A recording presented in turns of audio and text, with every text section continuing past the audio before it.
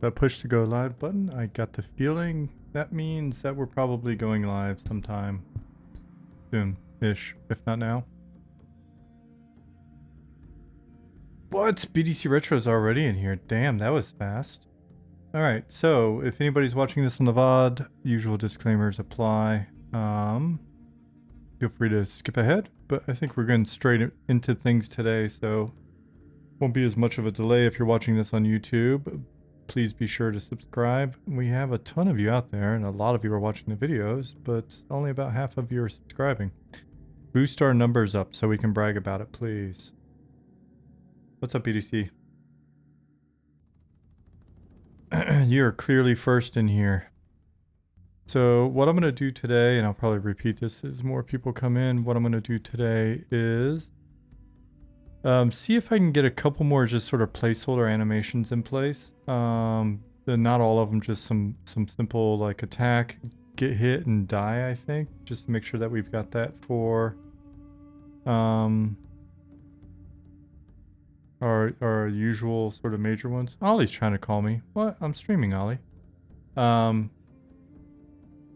So basically want to make sure that we've got like our newbie or mobs with a little bit of feedback, because we did a lot of playtesting over the weekend, and did some like focused 1 hour playtests with a new class each time, new tune, new class, and yeah, it was really good.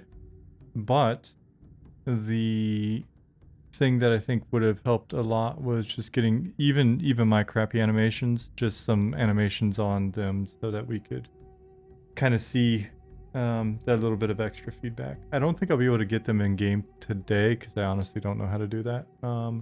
But if I can at least knock out a few of these, then we should be good.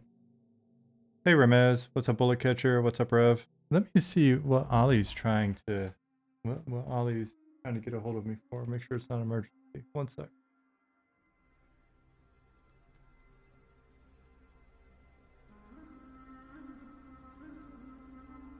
Hey, stop.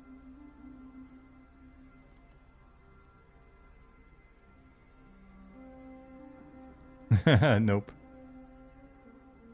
Nope. Just started streaming. Maybe the notification looked like I don't know, a call. Sorry, Ollie. I'll have to listen to that later.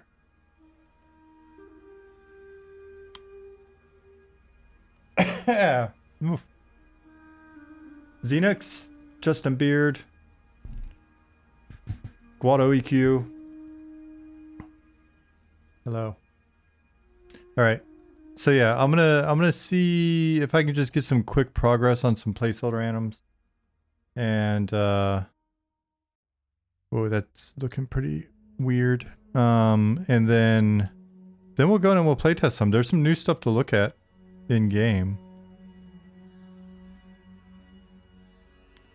That's weird how that's doing that. Let's go back. You know what? Rather than try to get all freaking fancy and do all this shit that breaks everything, I'm just gonna kill that keyframe. Right? Let's keep it pretty simple per today's mission statement. So let's have him go up, and then he'll sort of snap at you, and then go back to where he started, which I assume is there.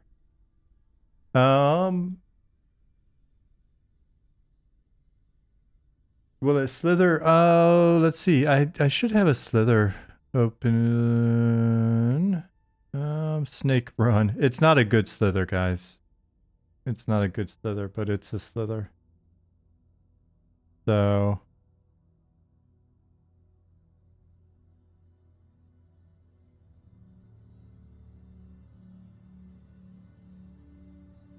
I mean, if you see it at a distance, it'll be fine. It'll be fine. Like I said, just want to get some motion in.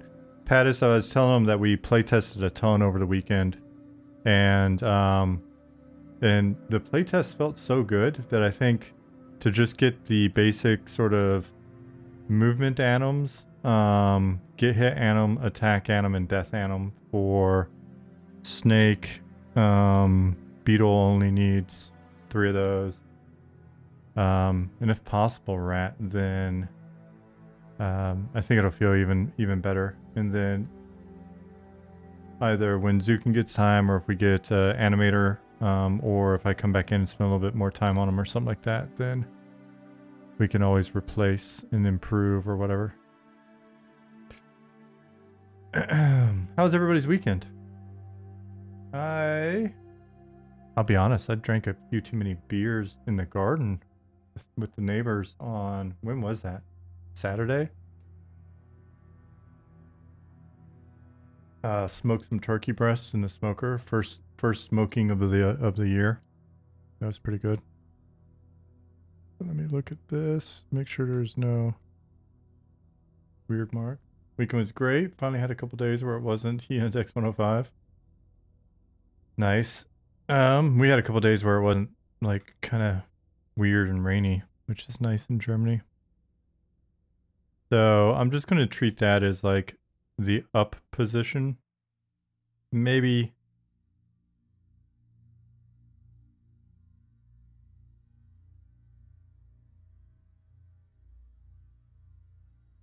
43 here this morning.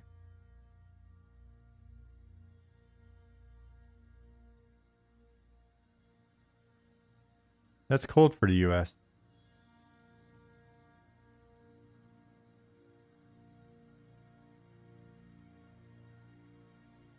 Is it?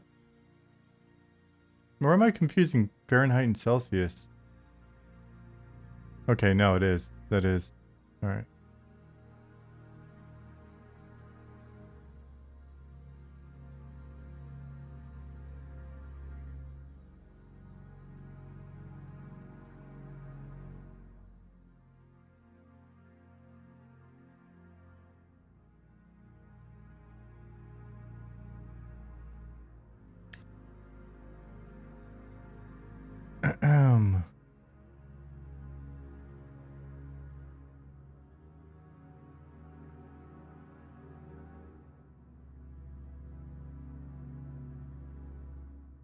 So yeah, oh, no.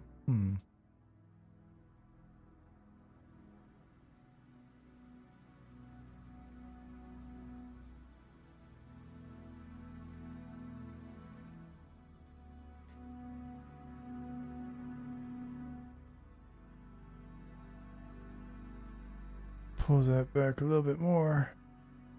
Oh wait, I need to be on the keyframe. There we go.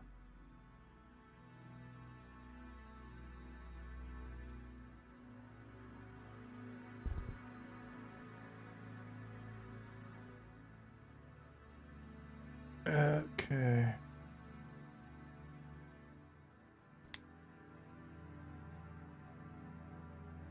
Yeah, it's funny. I really wish we had recorded a video of the stuff that Goblin was showing off for the armor last night, but I got the feeling whenever the next time he streams, he'll probably show it. So definitely be on the lookout for that. Goblin was showing a little bit about, or showing in Unity, essentially how our data-driven systems will be able to handle the way that we've broken down armor. It's funny, I was pretty tired. I just climbed in bed last night and was watching Goblin stream to the team on Slack, but on my phone. Come to find out, Slack Huddle, the video sharing and the audio is actually pretty good on a phone. And another benefit of doing it on a phone is the notifications pop up at the top. So if someone says something in the channel that's not voice, but like types it in, or says something on another channel, that pops up and you don't miss it. So wound up being pretty cool. Jasmine and I laid there and watched Goblin do that stuff for a bit. Listened to some new music from Robert, and then went to bed. But the thing that was going on with Goblin stuff was essentially It's the armor you guys have probably seen before, where we've got like the crest here, like an emblem on the chest. We've got the strip around the waist that's like a embellishment. And it's got the different layers, like the different padding. So like shirt, chainmail, armor. The individual shoulders, it looked like, because it looked like Pattis and hey Nick, and Nick, you correct me if I'm wrong, but it looked like he had tinted the shoulders like a little bit brown relative to the chest, which was like he was playing with all sorts of different tints on, and it was ridiculous. Like he was just, because he also has highlight color and then the base color, and he was playing around with those colors, just kind of like sliding them. And over the course of like 30 seconds, I saw at least half a dozen different badass armor colors, like takes on just that one piece, just the piece, and then the other stuff stayed consistent, but it was just the piece. And that he could tint the emblem and turn it off and turn it on and all that stuff. What I'm describing is not a new system by any means. It's not like I'm sitting here going, we've revolutionized games, but to see the power of it in our context, like in our game, especially with like our style, was super cool. So very, very excited about what we'll be able to do with regards to variety and armors and stuff. Nick said I mentioned him that it could be a segment on your stream if he's awake during one of them. Yeah, that would be great. Sorry, I'm so burpy. It's I got up at 5:30 to go running with Jasmine, and so I definitely needed this Red Bull. Nick said he was tinting all different kind of things. The crest, lighting, could even gradiate the armor, and yeah, it was great. So extremely excited about that. There's there's still a lot to do with regards to just getting those textures cleaned up and kind of where we want them to be, and getting more textures and all of that, but it'll come together. It'll be really cool. More work. I'm trying to think of everything that kind of happened over the weekend. Ollie, am I making it kick? That'll be a separate anim, Ollie.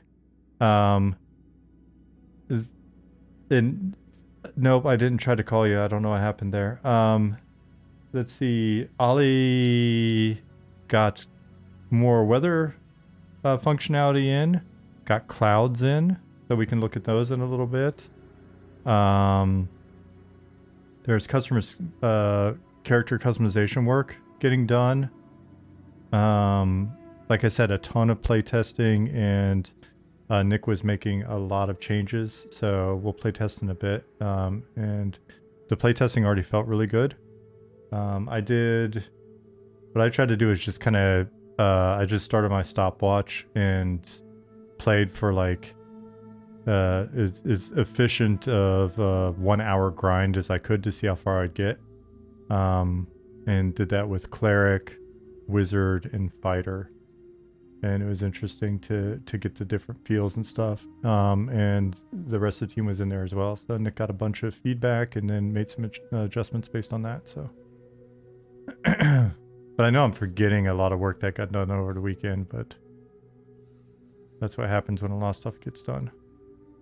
We've spent a lot of time talking about classes, race class combos to get a solid first pass in place. So yeah, if you're just coming in, fully so finally automated builds. Gary's added Goblin face paints for races to character customization. Ollie optimized textures.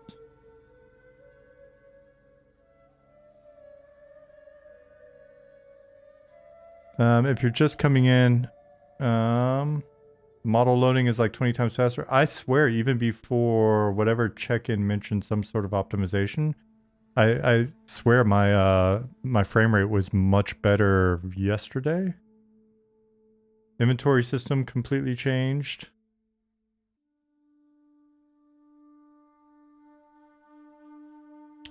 Cool. So if anybody's just coming in, What I want to do is just try to get some sort of quick placeholders in for attack, get hit, and death, and see if we can get that knocked out. I don't necessarily need to get that all done on stream, but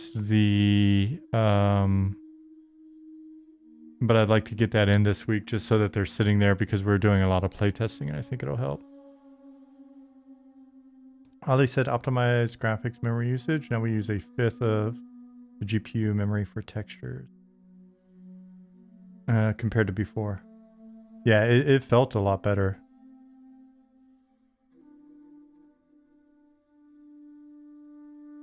There's a lot of discussion about animation and stuff as well over the weekend, it seemed like. Justin Beard said I was playing Evercraft Online on Saturday. I was shocked it was playable on my old laptop. No, that's good to hear. It's a really cool game. Please save quit said, will you be breaking the body in the attack animation to make it super snappy? Probably not unless I do it on accident. It's really, it's just going to be me doing sort of something random to try to make it. To make it look like a thing. All right, so snake will come up and then I just wanted to sort of like snap forward really quickly here and then resolve.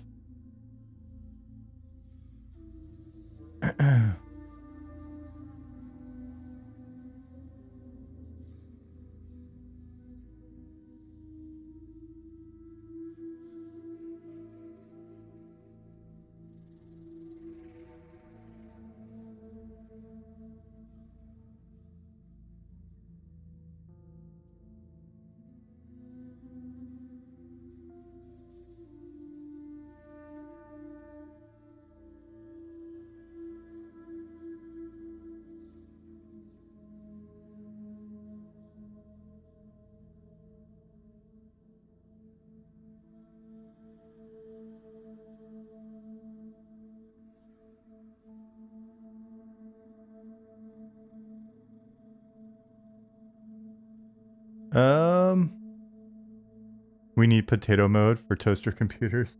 Yeah.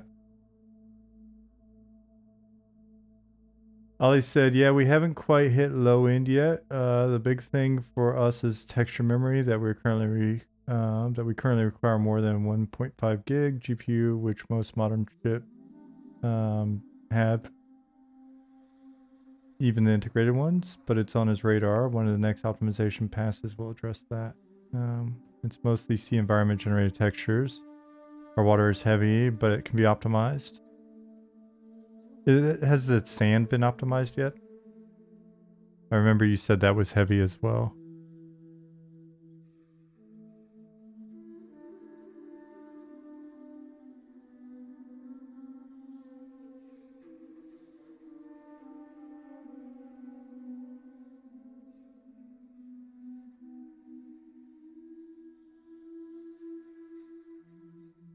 That doesn't do anything resembling what I'd like. Ollie said no, but it isn't a problem anymore for some reason. I think it's sand interacting with light.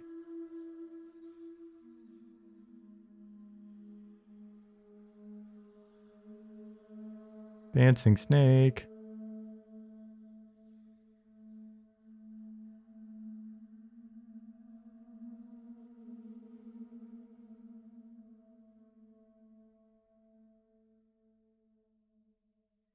I said, see, I'm gonna have some American food for lunch at Chili's. That sounds delicious. Fajitas and nachos, nice. I'm trying to think of what else they have at Chili's that would be disgusting, but also I'd love to eat it right now. I'm pretty jealous.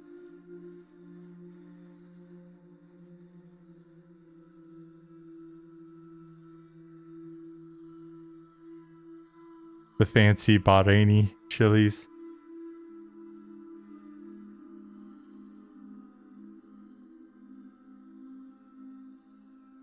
Um,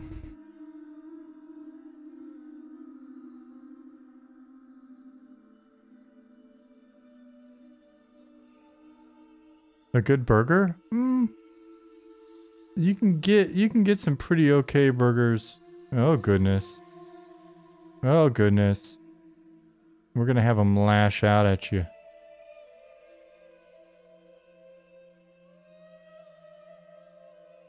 So funny, I don't know what the hell I'm doing.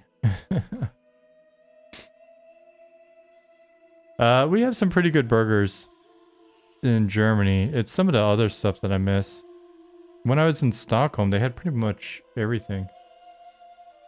I'm not sure you know what it is, so sorry if I'm being patronizing. But it's where, for a frame or two, the model does simply physically impossible, which when played looks at. Ah, okay, yeah. And don't worry, it wasn't patronizing at all. Yeah, I think I've done that in with some of the other stuff, especially with like the brilliant capsule animations. I think I've told the story where I had to do that with Superman. Is a bit different, but I had to do that with Superman on DCUO to really get it to look right. So we had the ability to move at different speeds, and even the fastest actual move speed was like too slow. You could see it. It just looked like it was moving pretty fast, but it was too slow. And so what I wound up doing was adding an effect to him. That I added like a blue and a red effect to him that that lasted for like, a second or a half second, but it also had a decay rate that was like half second. And then instead of using our move command, I just used teleport.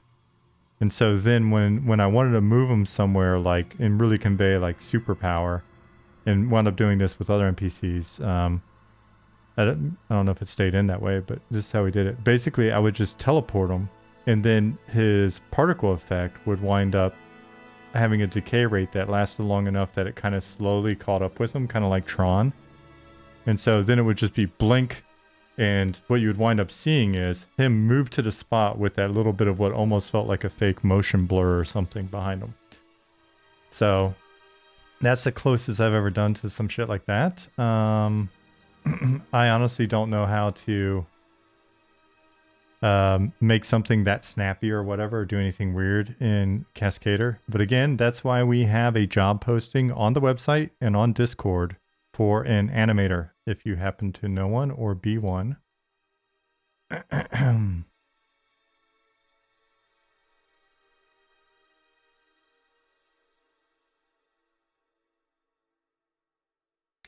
Did the music stop in the background? It did.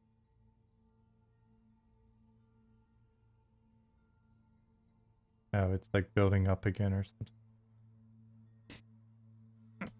Hey, Belfaster.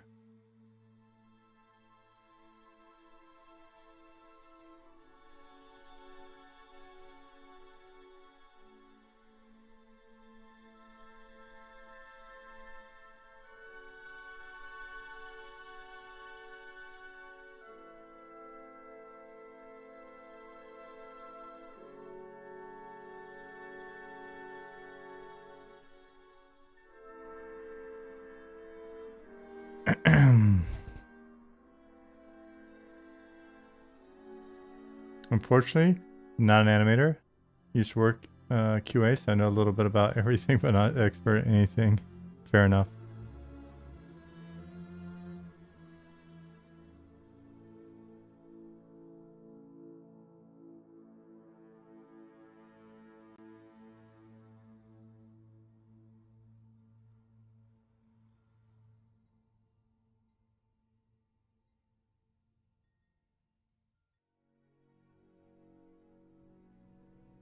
Dist. Copy. New keyframe. Paste.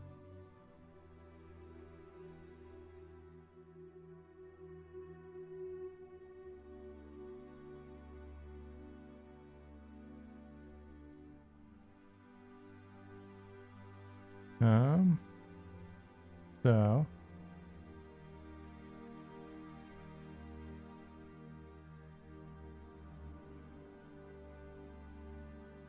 I put the WoW music back on again today. Seemed like enough people liked it last time, and there's a ton of it, and it's good. Good background music. Let me know if you can hear it, or if it needs to come up some.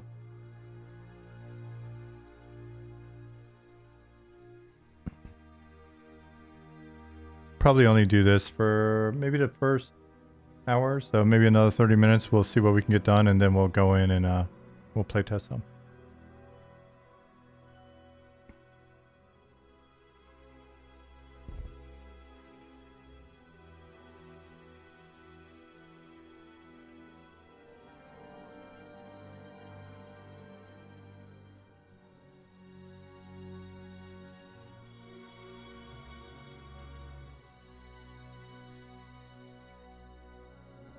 Up.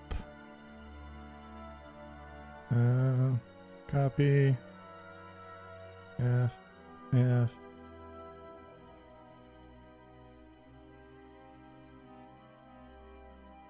Could get, I don't know, probably a little too fancy for my skill level. So have them come up.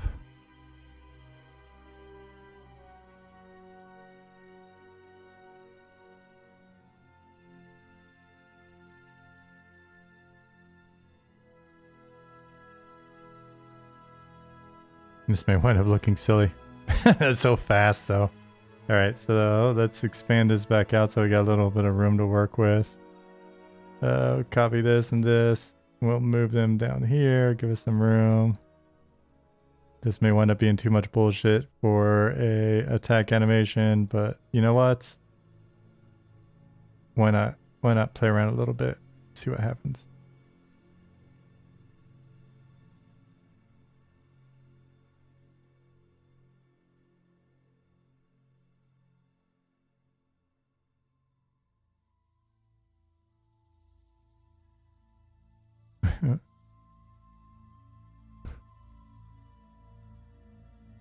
Wouldn't attack animations be kind of quick? Yeah, it's just, this felt too snappy. Too tired to care. It just felt too snappy.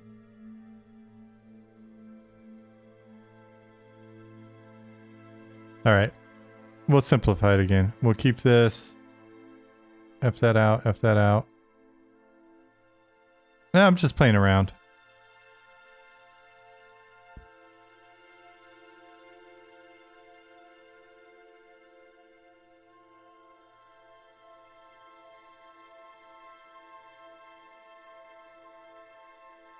All right, so this is what we got.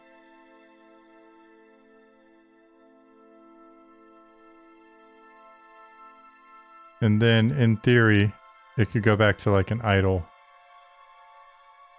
Let's see. I thought I made an idle, or I thought there was an idle. Maybe I made it. Yeah, I did.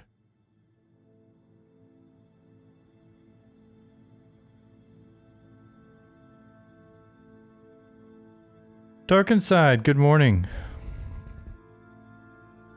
Oh, I got fancy. I forgot that I got so fancy with that idol. He's warning you, back off.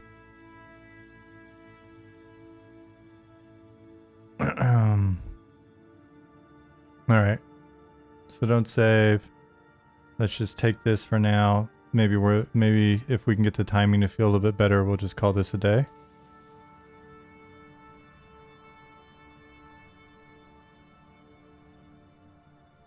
So here it is in slow motion. And then on the down, we'll have them flop down instead of coming back down so stiff. I don't know why I felt weird about saying erect just then and I just said stiff, but honestly it's the same thing. It's worth just as many giggle points.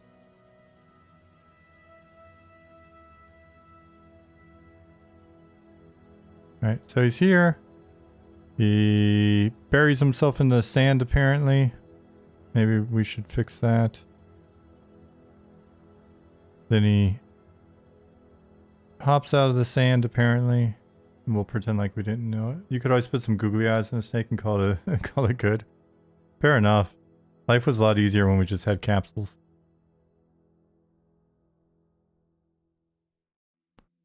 So up and thank you, Dark Inside, for not leaving me a...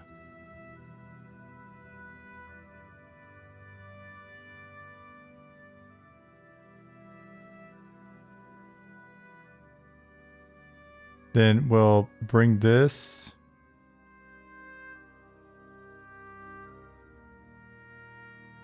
And we'll take this. We'll add another keyframe. We'll copy all, come in here, paste them. And then we'll have them like flop into the ground a little bit, like slam down so that it actually goes blop and then comes back up. Which is what I said we'd do a second ago and then didn't do it.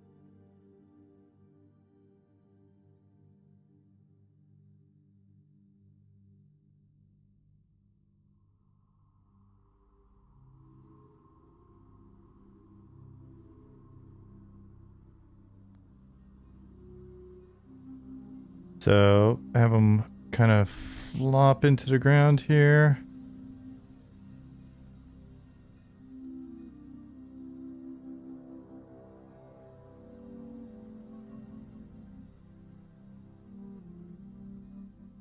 Let's see what he looks like from above, because I haven't really been considering any of that.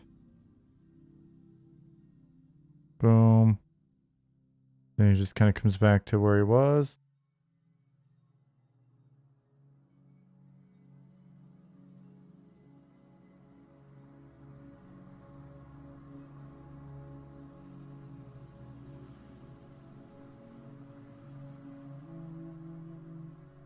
It's funny, like...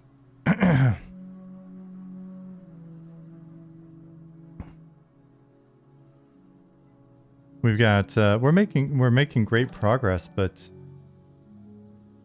I am in a great mood this morning. Here you go. Thank you for the Prime, Dark Inside. I'm glad you're in a great mood. Yeah, it's like, we're making great progress, and sometimes it's just because we're able to just put on an uncomfortable hat like this. Try something that we're not actually familiar with. Get something good enough in and drive forward. After your Belfast said doesn't look bad. I think after your flop, maybe a little more of a lurch back in preparation for the strike, or maybe if in the end the tail could be a little, could do a little something. Also, pre-strike to indicate without moving its head part back further. I may need to read that again. So you guys use Cascader Physics Engine? I think we played around with secondary physics and stuff in Cascader, but that's mainly been like Zukin and Goblin, folks that know a little bit more about what they're doing. Thanks, Dark Inside. So I'm gonna reread yours, Belfaster, so I actually get it. Because sometimes I just read the words and it doesn't sink into my brain when I'm streaming. I think after your flop, maybe a little more of a lurch back in preparation for the strike. Or maybe if the end of the tail could do a little something, also pre-strike to indicate that without moving its head part back. So, what I'm thinking is going to happen here, let me know if it makes sense, is in theory, the end is the beginning. The beginning is the end. If you want to get philosophical. So, right, it's the same keyframe, and the goal is to basically go from like the idle or movement straight into this, where we're like, okay, attack, and then be ready for, and then it goes back into idle or movement, or basically more likely it'll go back into idle. So it's just a one attack kind of thing.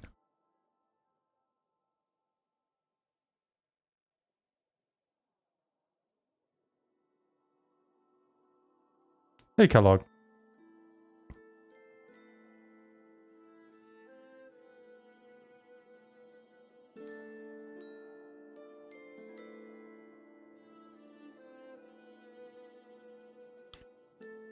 Here at the bottom, though, what I'm wondering is if we take this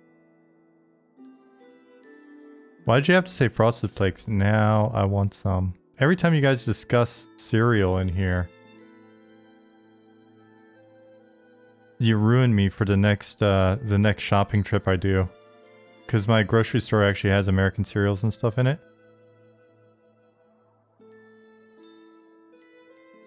Boom.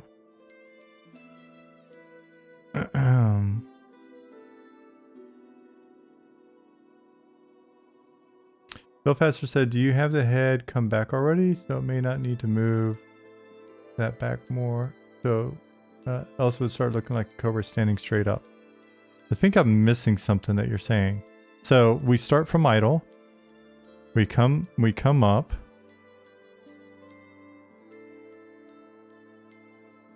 We attack. We flop and we reset.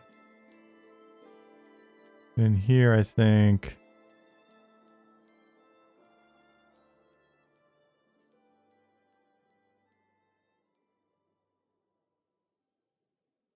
I for some reason, and maybe I'm overcomplicating it, I feel like there needs to be a little bit of a, it comes down, flops, and there's a little tiny bounce here that then goes back into reset. Every time we've done any sort of like flop or whatever, like the sitting ogre where he's like sits down, when he sits down, he kind of got a bounce in his feet and stuff. That's just a little extra frame in there. Yeah, cereal's fantastic. Belfester said, it would be like if I punched someone and only my arm moved forward without the rest of my body doing anything to contribute to the punch. Are you saying that there's not enough physical motion in, like there's not enough going on with the snake back here? Like he's not coiling up or anything in his rump area, his snake rump? Because it could be that I'm just trying to be a little too cheap on the animation in an effort to just get it done as a placeholder. Could be. I was getting super fancy with it before. Okay, so we'll come back to that. And let me see if I can get this flop fixed real quick while I'm thinking about it, and then maybe I can improve the strike. So either more from the front half or something from the back half, or a little bit of both. All right. Yeah, when I tried the strike before, I was just breaking the shit out of it. And you can see, well, we'll see in a second when I go back to it, that there's, that when I mess with it, I get it all kinked up and stuff. It's not super easy. I keep having visions of how I can do the beetle and have it look cool when it dies and stuff, but I've got the feeling it's gonna be like one of those things where when you sit at home, you watch the skateboarding video, and you're like, oh my god, I can't wait to go outside and do all those tricks, and then you go outside and you can't do any of those tricks. It's like, oh yeah, that's right. I actually don't know how to do that.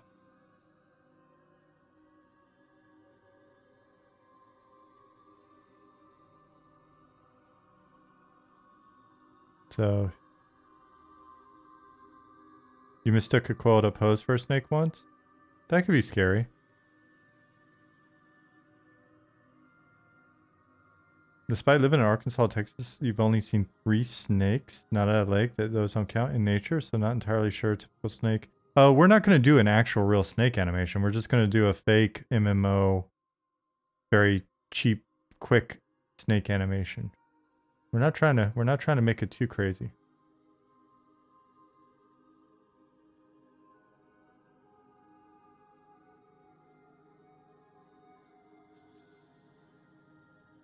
Justin Beard said, before my third eye surgery, I really couldn't see much of anything. Thus the quote opposed. Well, that makes a lot of sense.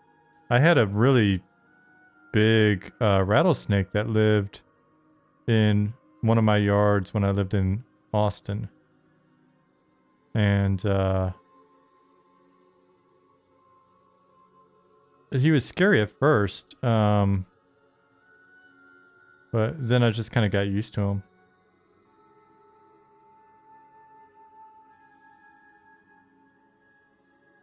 I think between like living in Florida a number of times as a kid, and always playing in the woods and stuff, and then living in Texas, I've seen plenty. We even saw a little snake in Germany when we were on vacation, last summer.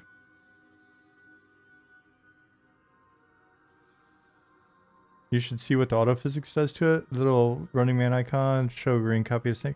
Every time I push it, I'll push it, but every time I push it, I've not really been impressed. Some of the stuff that I think the other guys have tried made it worthwhile, but not for me.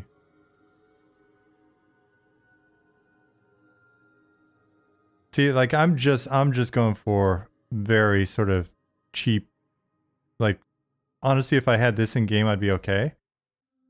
For now, just because I want that feedback. That's it, right? Like I just want to see that it's attacking, and then I want to see maybe it has a get hit, and then I want to see it die. So.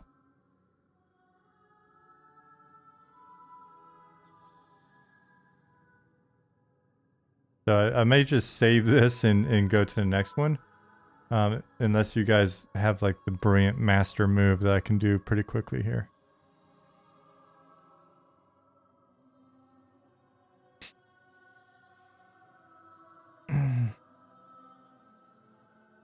Because I know there's some stuff that we could be doing up here, but like, look at this. This is what's been getting me as well. I wind up kinking it up and stuff. Oh yeah, living in Alabama too. Crap, I forgot about that whole part of my life. I was like, I know I've been around more snakes. Where would that be?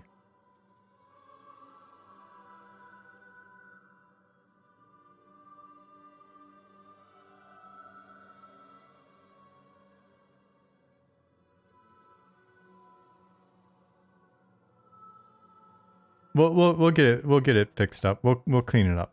We'll do a cleanup day or something. But for now, I'm gonna hit Control S, and then I'm gonna hit open. Oh, I need to look and see if I'm naming these properly. Hold on one second. Let me open up Zukin's amazing spreadsheet work he's been doing. He's been doing a great job of tracking this stuff.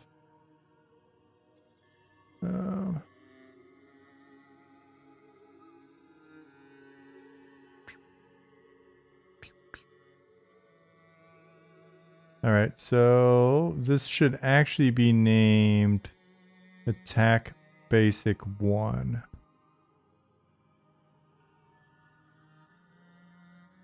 So, let's open idle.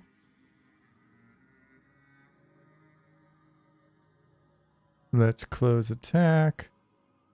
Go in the folder and let's update it.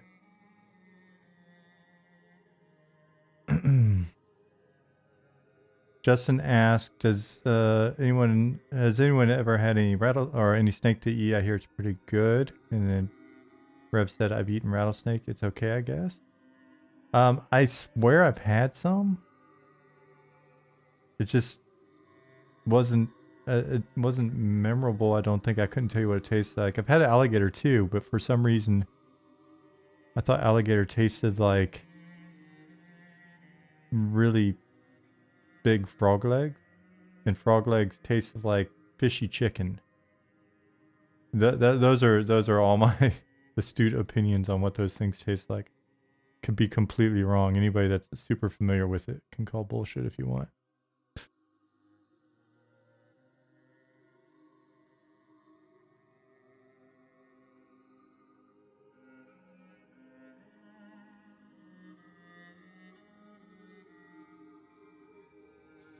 Alligator tastes like chicken.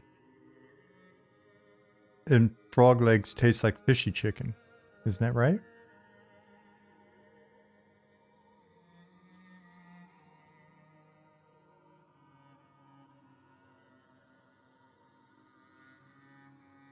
Alright, so attack. All those fringe meats all seem to be chicken or fish adjacent. supposedly humans, according to Stephen King and Pirates of the Caribbean and a number of other things I've read, supposedly humans taste like pork. So, attack basic 1. Copy. Oops, I didn't mean to open it. I meant to rename it. Long pork. Delicious long pork. Cool. Now can I open it with the new name? I can. Good. All right. So let's take this idle and do a get hit. We still have 16 minutes of animation time.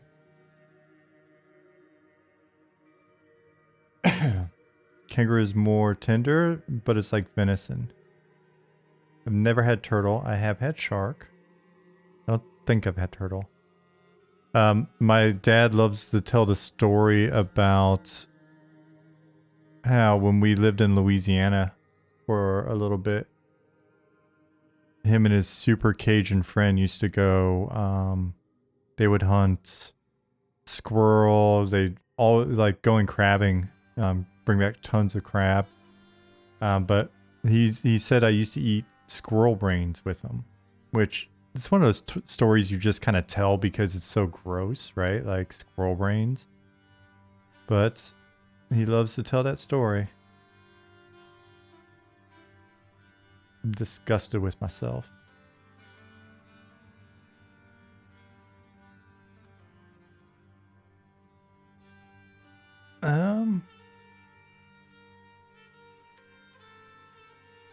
Pattis has had frog legs.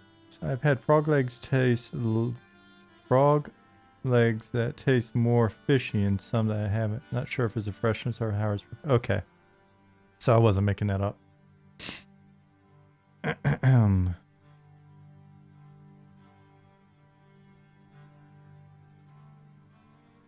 Alright, please save quit. I'm not reading that out loud.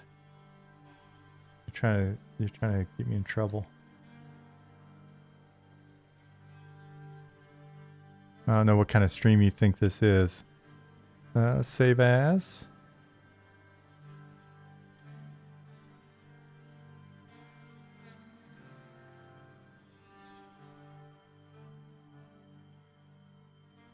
Attack, get hit 1. I know you're being literal. I'm actually trying to make it seem dirtier than it is by ignoring the fact that you're being literal. This is an adult morning show. You guys know that, right? If you've got kids in the room, I don't know. Earmuffs.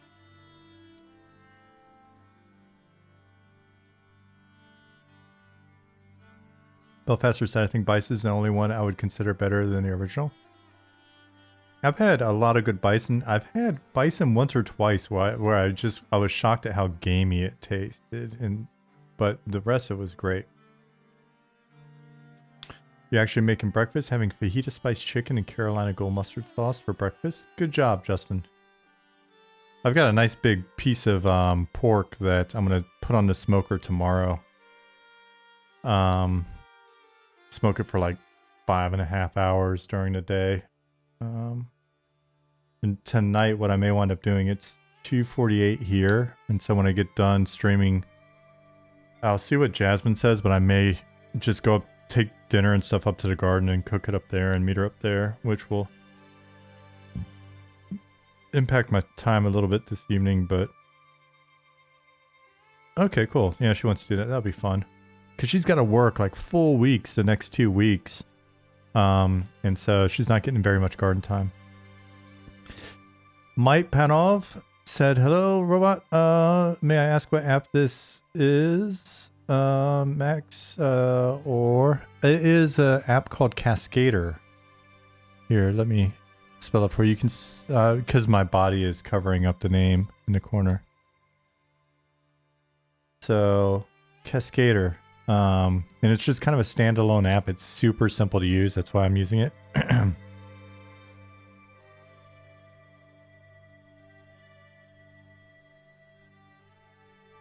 All right, so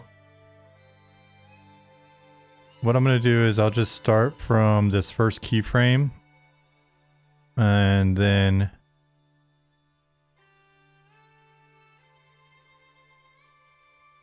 what we'll do is, actually, you know what? No, it's too late. Let's just do this. F, F, F, F, no, F.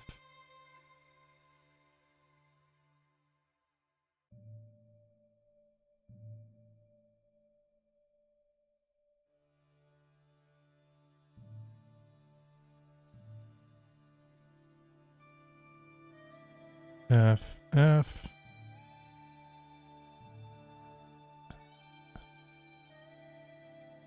There's probably a faster way to do that. I just don't know it.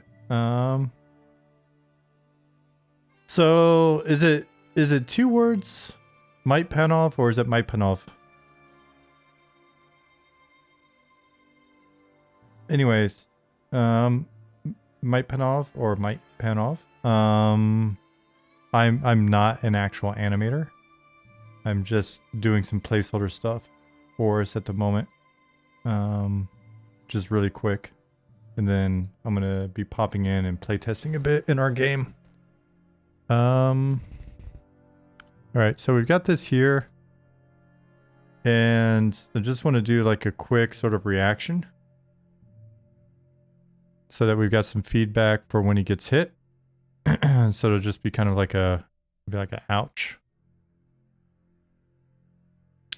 For this one, you know what? Let's see if we can do something that's...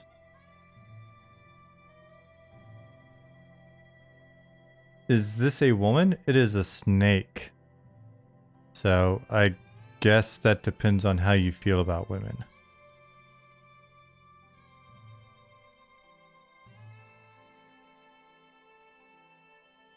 If you're asking if I am a woman, then you're either just listening or you have some interesting looking women where you live.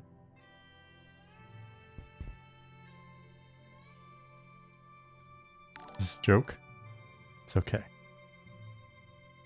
Maze, thank you for 22 months. All right, so here's where I ran into a problem trying to mess with this damn snake the first time is, getting him to do something as simple as like curl up.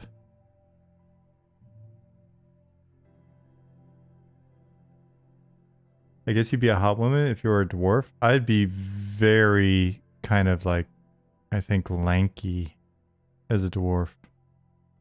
I'm a very tall dwarf. Also, I don't know if my beard is majestic enough. Alright, so we're gonna break them for a second and see if we can unbreak them.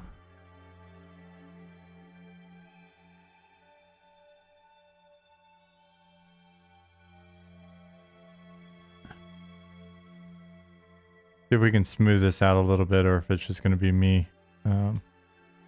Some wishful thinking.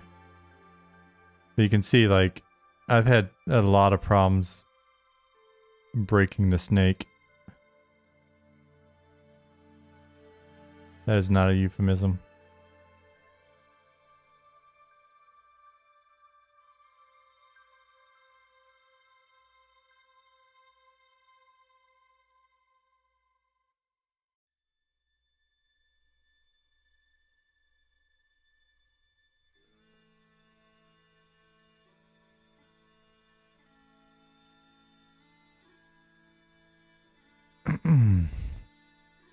So here, let me tell you what I'm trying to do, and then you guys, because you've been really smart at this so far, you can tell me if you can think of other ways to do it. If I should be using, like, I don't know, FK instead of IK, and then how to switch that, and all sorts of other stuff. But essentially, what I want him to do is just kind of like bunch up really quick, like, you know, sort of like pull together. So it's kind of, it would be a flinch slash sort of like scrunch up, but I can't find an easy way to just scrunch him up. Like if he was a string, I feel like I could push and it would work, but he's not a string and it's not working.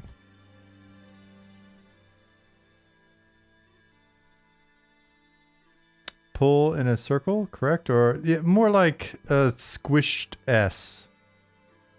Too tired to care said I ordered Burger King for breakfast, but somehow got Dunkin' Donuts delivered.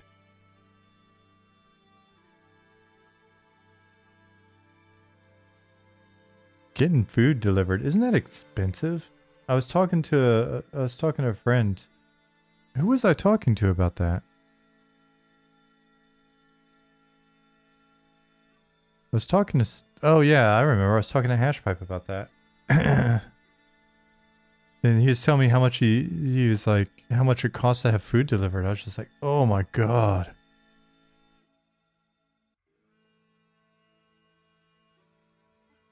Oh my gosh. Copy, overwrite this mess that I've made.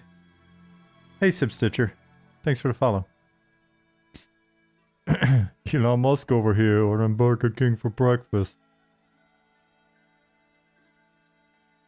We got us a rich guy over here.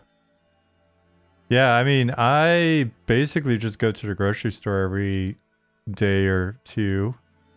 And do all the cooking and just have a pretty simple diet, to be honest. So let's try this in a little more civilized manner. We'll pull this. I wish there was just a way to drag that and have them drag better. We got voices, we got jokes. Red Bull Sean kicking it. Yeah, sorry guys. I already had one bag of candy earlier. I got 2 more lined up for the rest of the week.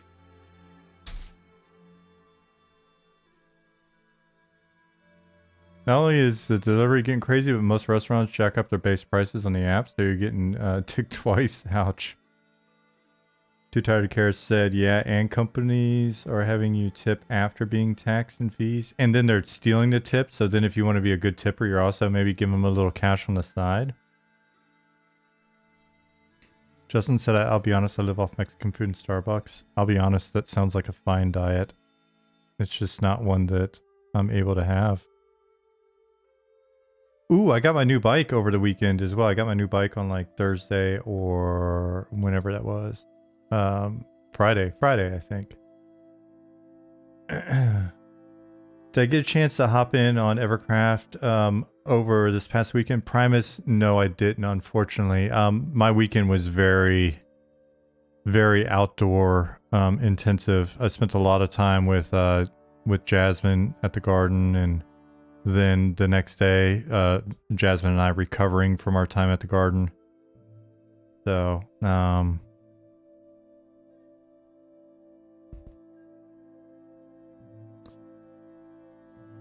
yeah, I'll have to post a pic of the bike at some point.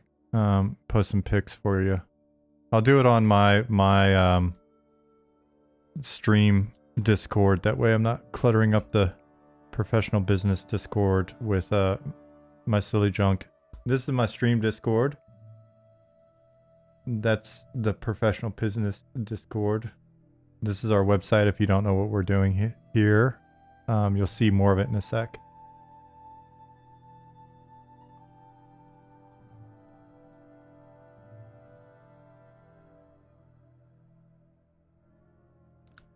I'll also post a pic of the craziness that I discovered. Apparently, Germans have a special feature on their grocery carts where it's a little fold out at the bottom. It's a fold out holder for these big plastic cases of beer that we buy here. Because not all, but like there's a significant number of just bottled beers sold and bottled here, and then you return the bottles for a deposit. And so the cool thing about the bike is it easily carries cases and cases of beer. It's a great bike.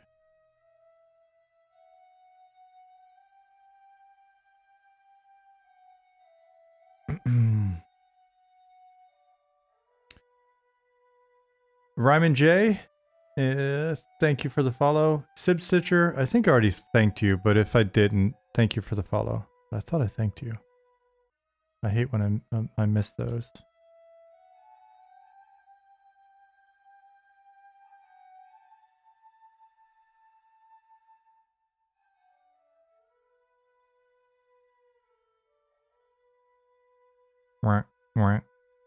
This is not as easy as it should be.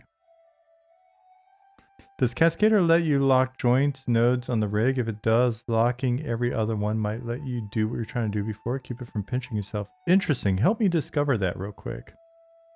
Okay. I'd rather thank you twice than not at all, Sip Stitcher. The compartment isn't intended to assist with drinking more beer. On the shopping cart? No, you can't drink them in a store, unfortunately, which is lame. But my bicycle does have a drink holder as well to assist in that manner.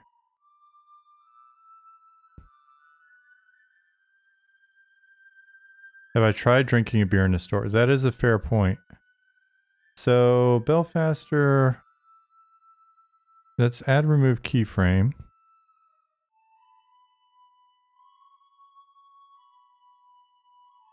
See if you can think of anywhere. We've got a tween machine. Don't know what that does. We got the mirror tool. I've used that. Got all sorts of interpolations.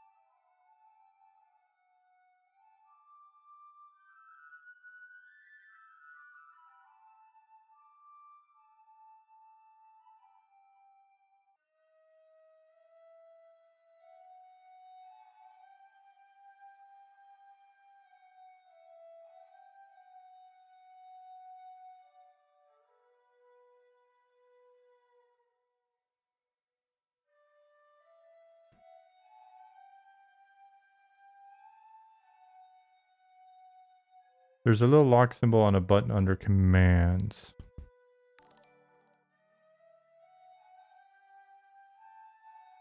So, bogus meat factories. Thank you for the follow.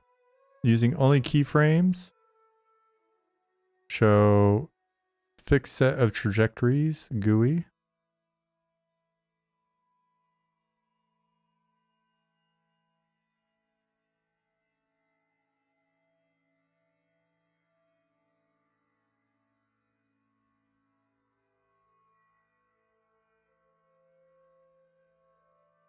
So for here, I mean, honestly, maybe I should just be a little bit more subtle and stop being crazy.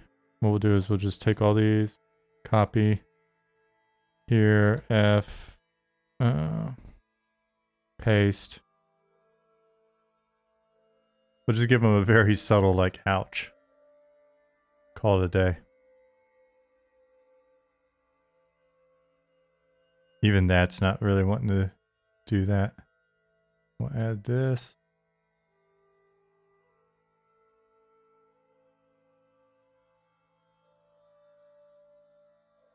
Oh man, not only did you get the wrong order, you got a bad order.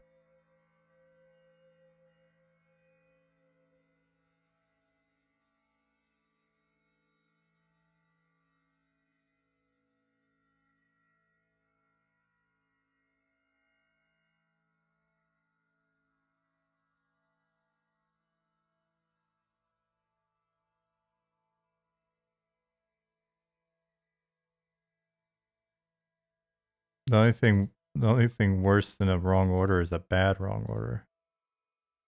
It's not so bad if you get somebody else's order and they ordered some really good stuff and you're like, wow, why didn't I think of this?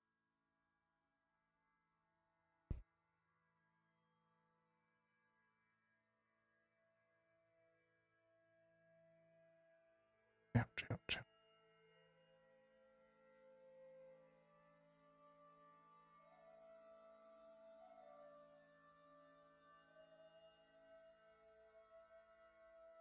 Yeah, like, geez, it ain't that hard to get orders right and deliver them to the right place. You would think in in this modern age of ours that it would be easier, right? But I think it's a sign of the times.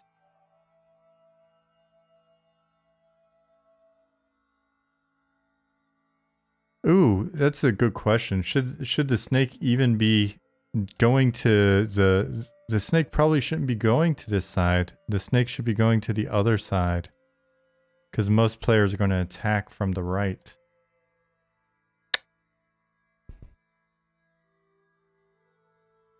Don't you think? Right, so let's do that then. We're going to spend a little bit more time on animation. I said an hour, but it's over an hour, but I've also been bullshitting a bunch. I should drink some water. I think it's on purpose. I've never they never mistakenly add an item. It's always something that's missing. So it can't be a mistake. Stuff that's missing is usually eaten by the delivery person, let's be real.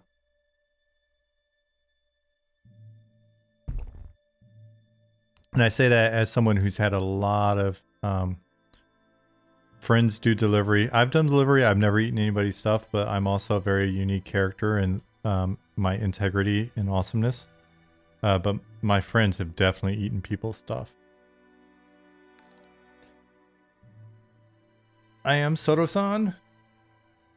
Thank you for the follow.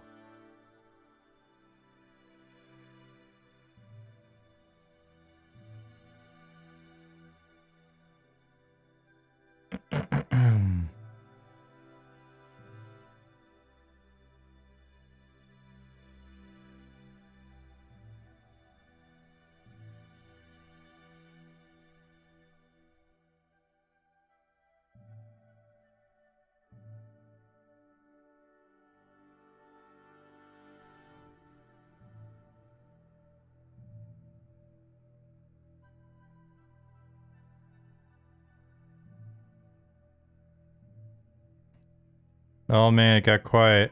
I'm getting my thinking face on.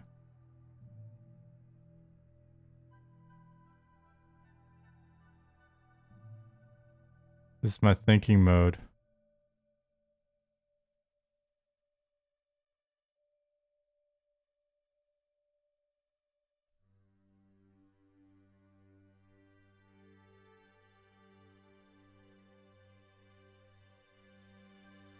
Make the snake shorter for every hit, like the Super Mario cactus. That's a level of complexity that I can't handle. Dunkin' Donuts lost me when they sold hash browns by count. You can get 7 hash browns, no more, no less. Yeah, you go to Brahms or something, and it's like 7 one time, 10 another, 9 another. Who cares? Who's trying to sit and count hash browns? When I worked at Burger King as a young man, we were definitely counting some hash browns. We're counting everything. Every stripe of mustard. Everything was very, very meticulously controlled by the man.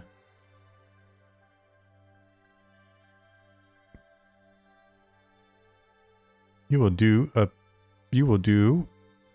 3 swirls of mustard. There will be 5 pickles.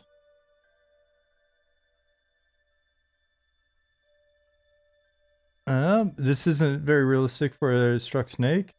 Well, it isn't very realistic for a struck snake. You can have it coil back, up and back as well, and it'll communicate getting hit pretty well. I think it would do a perfect job of it, but I gotta be honest with you, Midgard. Every time I try to make this damn snake curl, or do anything where he moves the least little bit, because I'm not doing something right, it is a complete cluster of broken twistedness. So I'm gonna back off that. I'm going to let the experts do their thing in a bit with them, and I think they'll be able to convey something that looks like that, and it'll be awesome. I'm just going to do some really simple kind of things here to help maybe convey a little bit, but like I just for the effort. It's just, oh. The snake is so much harder than any of the other stuff I've tried to animate so far.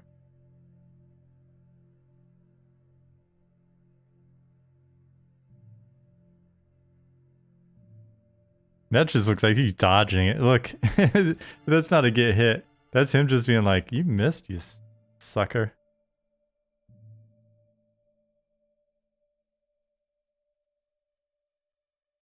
I'm gonna make his mouth open. That'll be my expert move.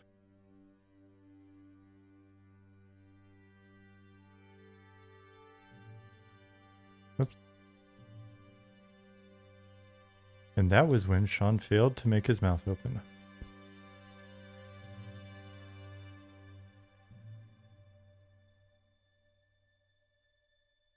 He's like, what did you just do? Do you know who I am? I am Snake. I will kick you.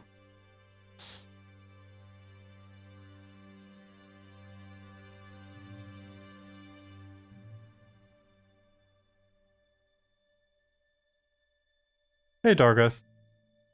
Esan, did I say good morning to you or not? I swear I thought it at least 3 times. How you doing, buddy?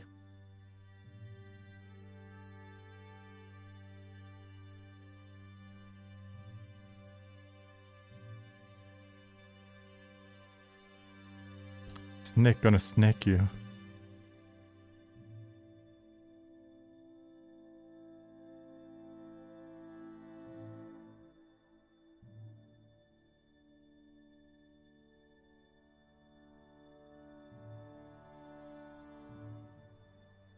Man, I wish it was easier to make him curl up a bit.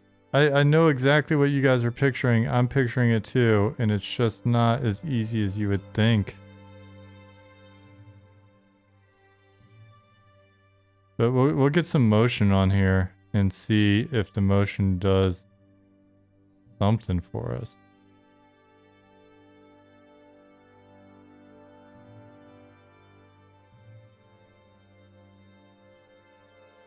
Finished cleaning and prepping the boat to take my wife out for her birthday. Found out that my hair is now officially thin enough for my scalp to get sunburned. I blame the kids. I hear you, buddy. There's a reason why I'm wearing this cap right now.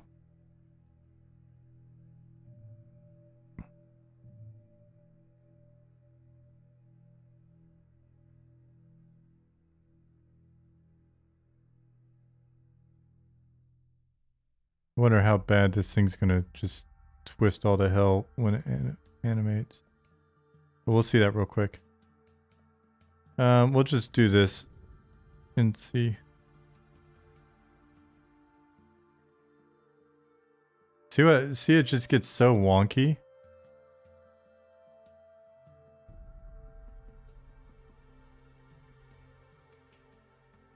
I thought Snake would be the easy one to screw with. Honestly, I think it may wind up being Beetle.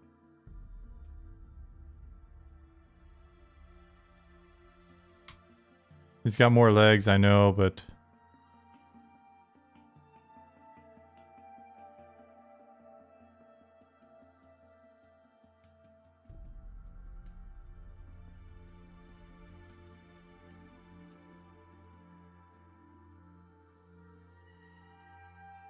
that Beetle just needs a butt wiggle. Was it you that was saying to add the butt wiggle on there?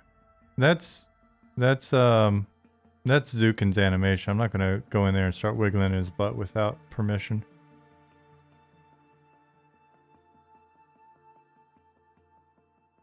I don't like him being so crinkled. I want him to like... Maybe I should just be moving this some more, huh?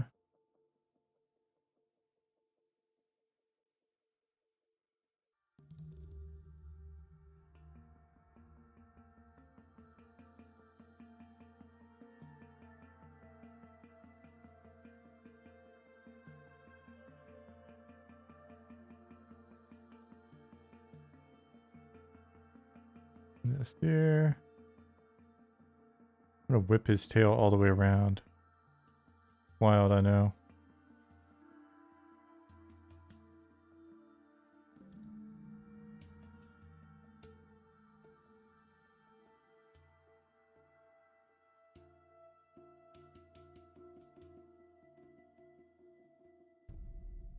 Control Z, add this.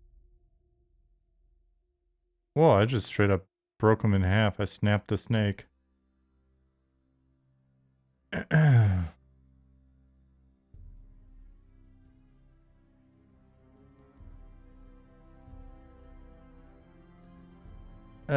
A shake I would have to do it manually.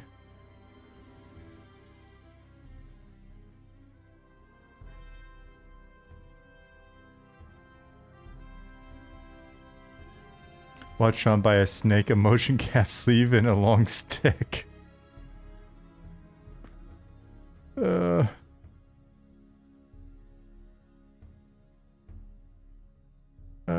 You know what? I like the top part of them. Here, I like copy. We're gonna keep this simple, guys. Like I said, we just wanted some reactions. Mocap with a sock puppet.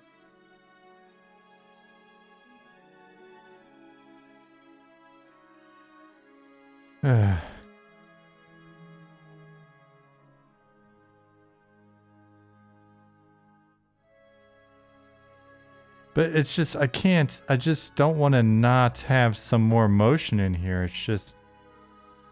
No, I know. I'm glad that you guys do kid. I like that you kid. It's good stuff.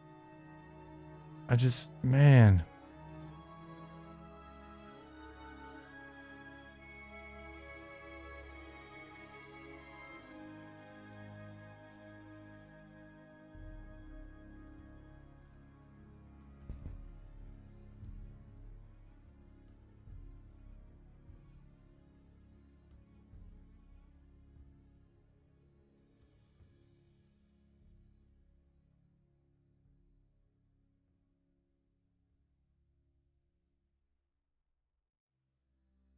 Being hit doesn't need much motion though. No, I don't think it does. And typically it could be just kind of a flinch on humans or whatever. But it just, for some reason, it seemed like it'd be good for the snake to have a little bit more something going on with them. But I think this is now like the 5th time I said this is just good enough for now and we can move on, and then I didn't do that. But if you've been watching the stream for a while, that should not shock you that I would do something like that. All right, so.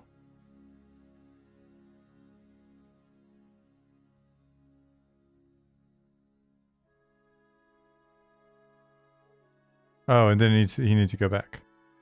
So all, boom, here, F, boom.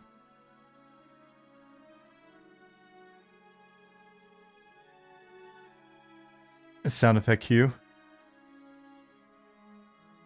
Yeah, I haven't done a sound effect for him. I got the feeling that the sound effect for this guy would sound similar to almost every one of my other sound effects. Whoopsh.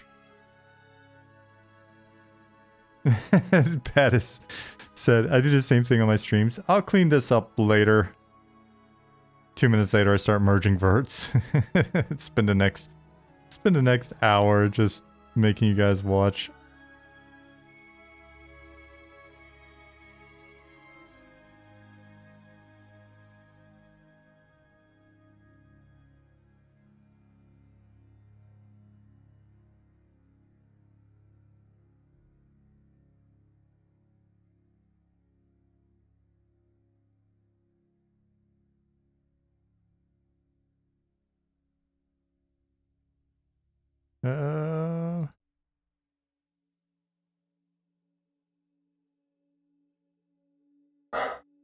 I have no idea but what it is, but I have a delivery. I'll be right back. I apologize.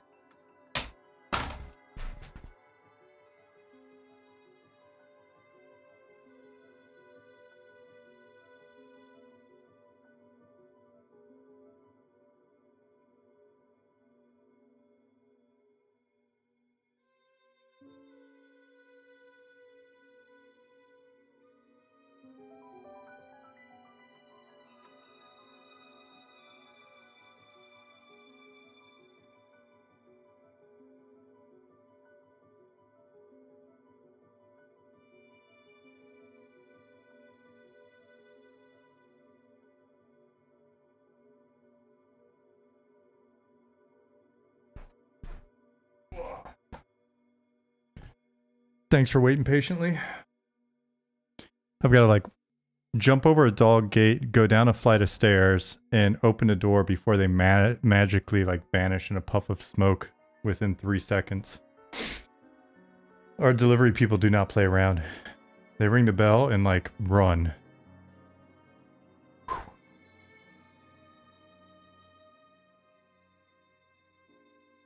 You finally did get the Burger King order? The same dude brought the wrong order, brought your real order. Nice.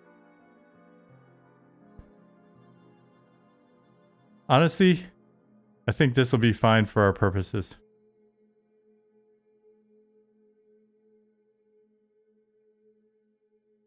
But I want him to curl up. I want him to curl up so bad. Huh. Like right here.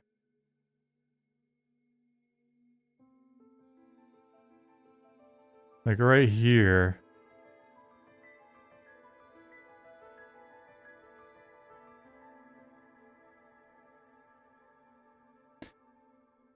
My pen-up said, so let's say for a single attack animation, how much time does it take to do? I mean, depends on a lot of factors, but give or take. You mean to animate them?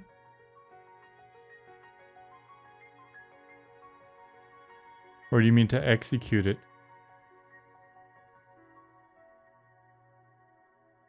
Like in-game or making it?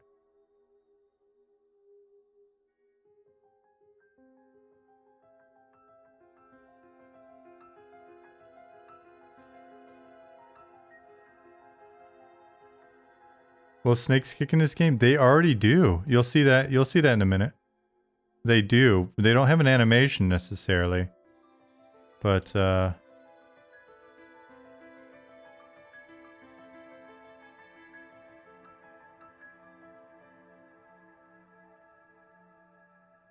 alright, so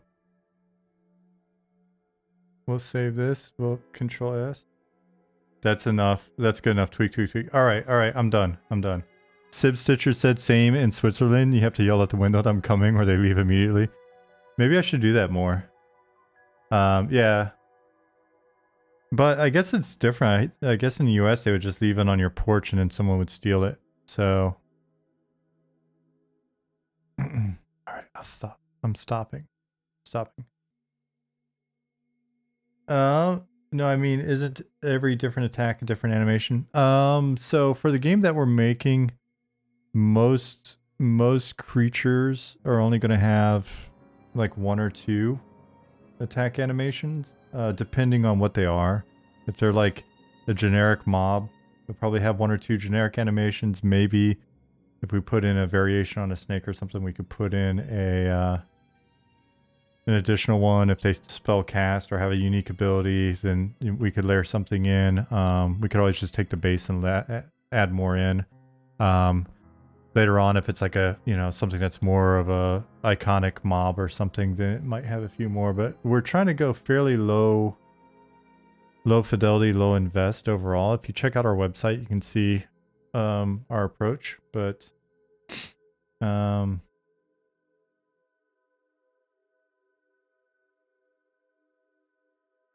But a tail whip animation for a snake kick at some point was on my mind as well, until I realized just what a pain in the ass animating snakes is. All right, save. Close for now.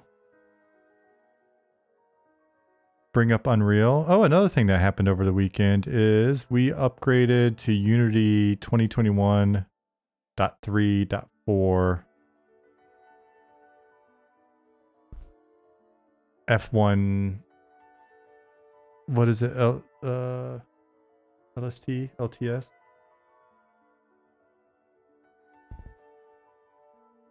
So it looks a little different in here at the moment. Looks a little different now. They even got a new icon. You can't see it at the bottom of my screen, but here, let me show you.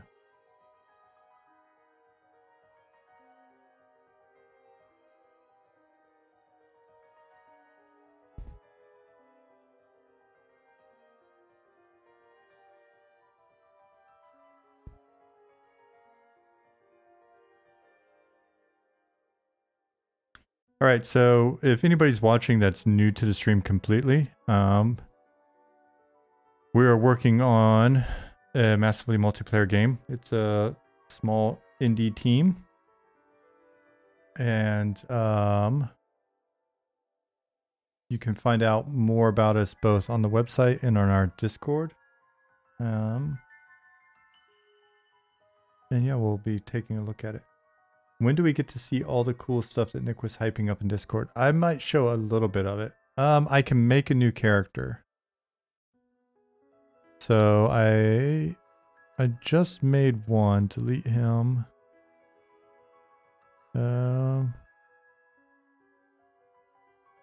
Wizzy test. Fighter test. Cleric test. I'll keep those. Melee test. Sean Mage. I forget which one's which there. Yeah, so human. Character create. Go to human. What do I want to play right now? I think I want to play a cleric again. Just because I enjoyed that during the playtest session over the weekend.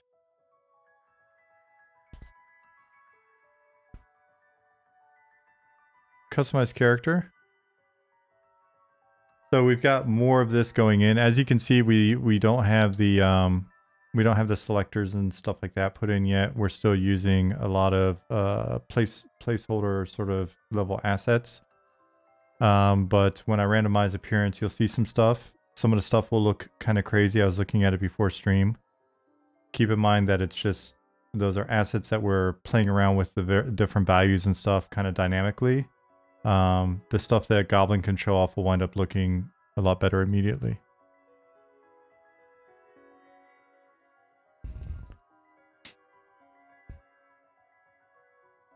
So the thing for us was just getting all the tech in to make sure that we're supporting. Now this guy looks like a vamp. Nice. I'm gonna keep him. But we're now getting in all of the different layers so that we can support the actual customization, like facial customization, stuff like that. So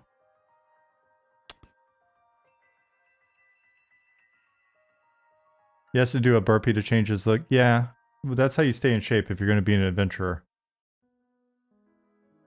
You can't just be sitting around Belfaster.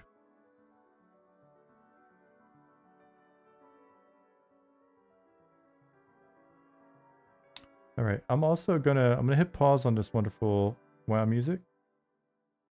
Thank you for being there for me. I'm gonna turn on ours.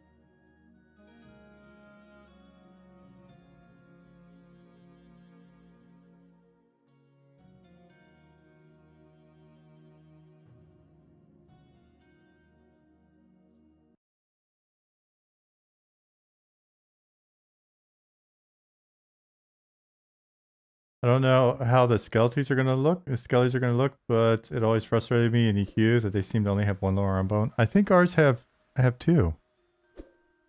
You'll see them in a second.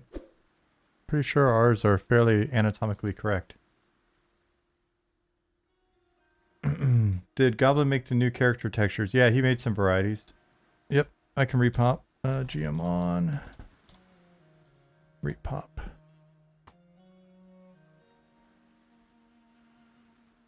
If you look, you can see that we've got clouds in now as well.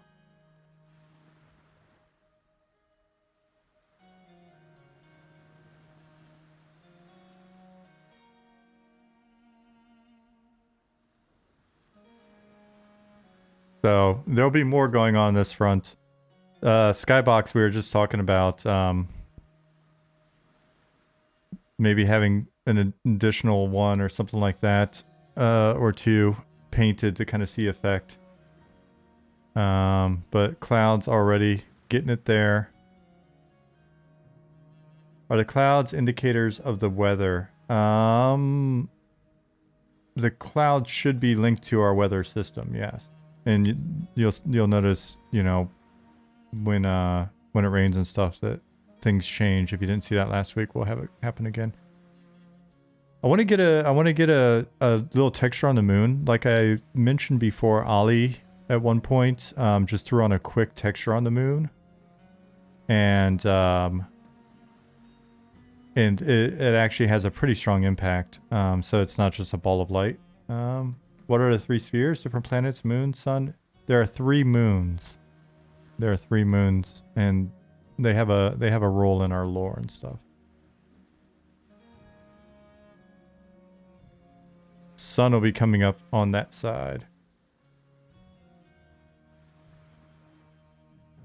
So, oops, let me go get back in fighting shape real quick.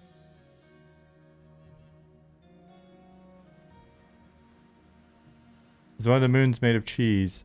We'll not be able to tell you that until expansion number 3. 4.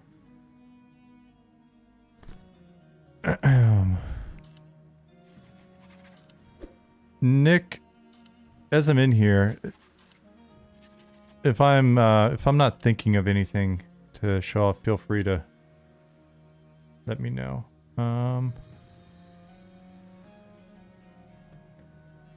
C minor heal. Go ahead and scribe that.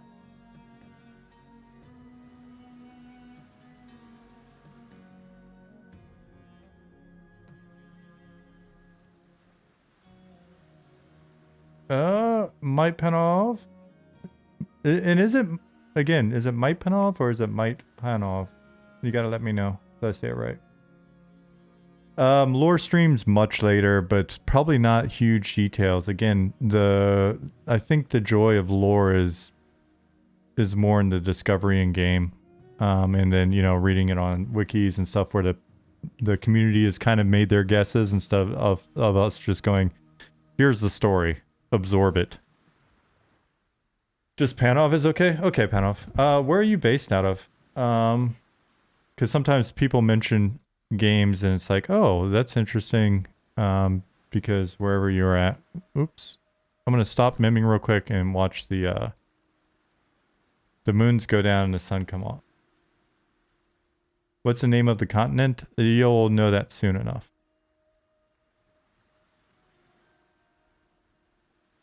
I'm surprised it hasn't slipped out yet.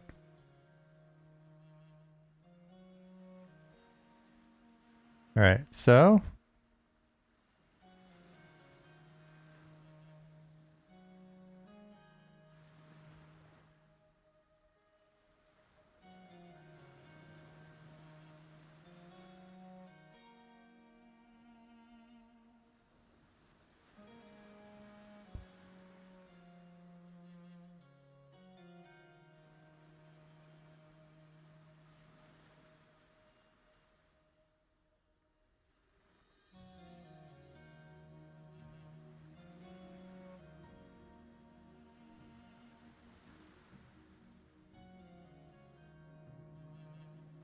I love your guesses at the moment. All right. So let me get back to miming.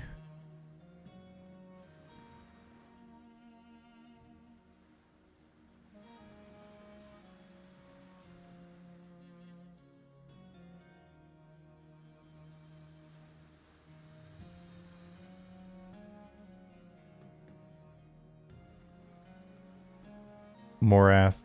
Hilarious. Hey, Irija. Oh.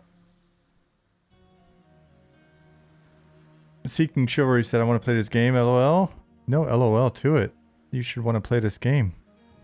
I think I'm good to go. I think, well, let me buff myself really quick. Fizzle.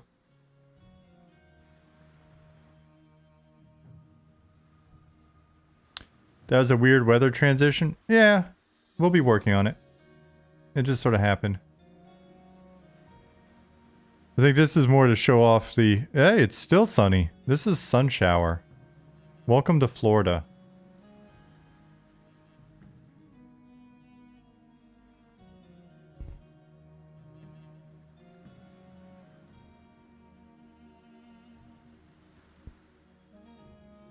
And South Texas and Arizona, apparently. So yeah, Ali got weather in... when did I go in? I thought it was over the weekend, but it might have been like Friday. I thought it was over the weekend.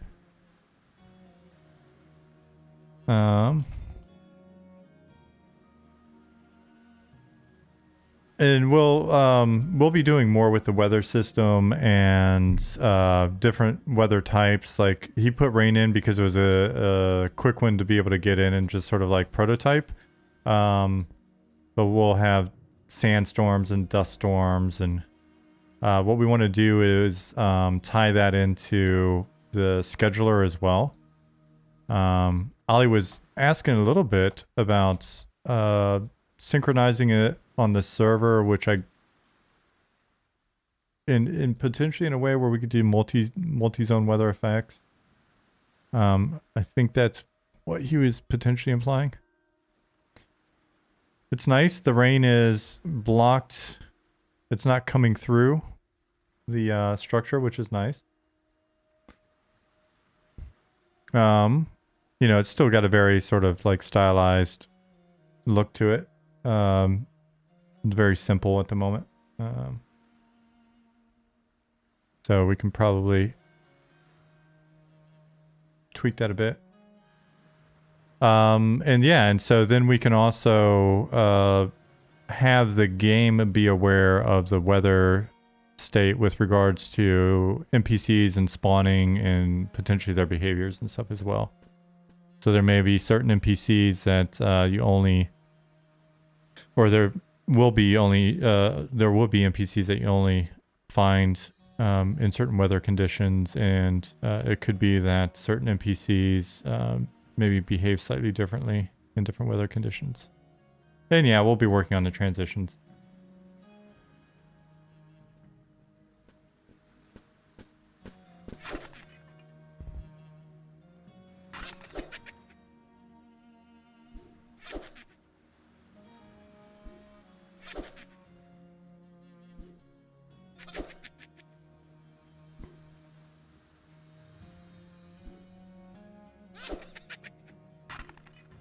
Finally, I got a hit in. 2 in a row. Got stunned.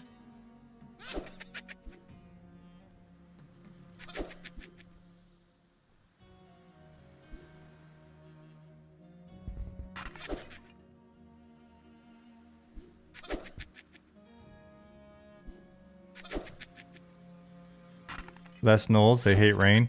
It makes them smell bad. Please save quit. Says I'm blown away. I know I'm the forever cheerleader, but goddamn. Oh, thank you. On behalf of the team.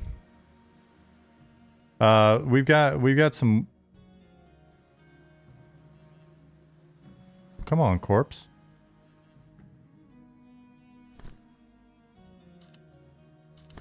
We got more stuff in the works. Yeah, dude. I picked the vampire skin. It's on me.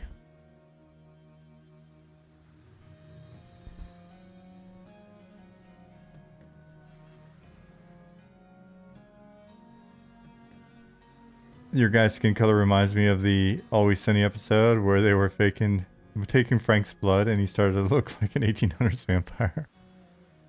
What a beautiful show. I'm just going after these guys for the loot.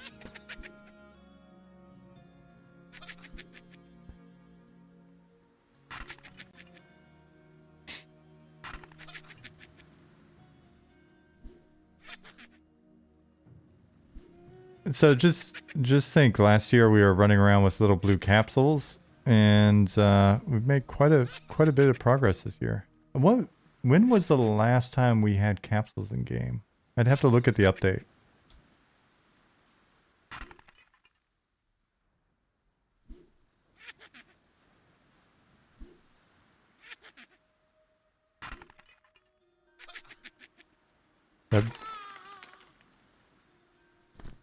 Bone chips, bone chips. Stab, heal self. Oh, I need to go sit. All right. Look at them beautiful spell effects. Expert level spell effects.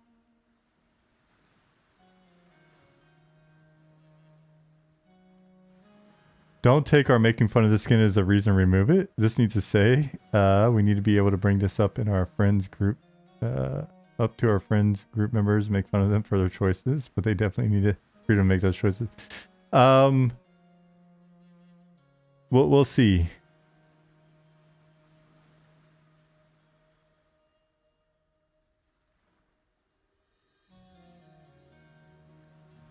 I certainly hope the team feels proud about this. They should. This is fabulous. Well, that's very kind of you. I think the team does. I mean, there's been a great vibe in the air this last week, especially. More of this stuff gets in. I'd move this over to take a screenshot of something, I think. Yeah, there's a lot going on. It's crazy. There's always more happening. There's some stuff that I think... I'm not going to say it. We'll save that for maybe later in the week. See how it's going, or next week. Ollie was looking at some other stuff that's entirely new. And then the character customization stuff. As you can see, there's a lot going on with character customization at the moment. And more of that will be coming online, including attachments. So like backpacks, hip bags, potions, lanterns, some stuff like that. So want to get those in.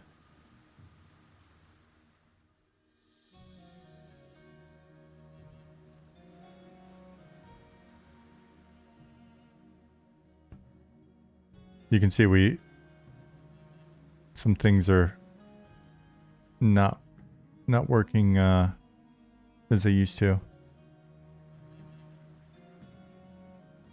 Well, things like lanterns require fuel. Yeah, that's the goal at the moment. Lanterns and torches will have duration.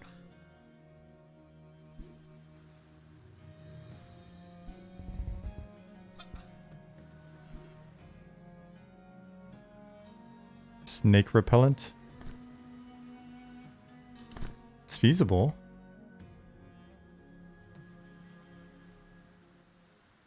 Technology said, "Hey Sean and future VOD watching me." Yeah, if you want, I can clue you in on what was in the VOD. It was basically me spending an hour trying to make a snake animation. What?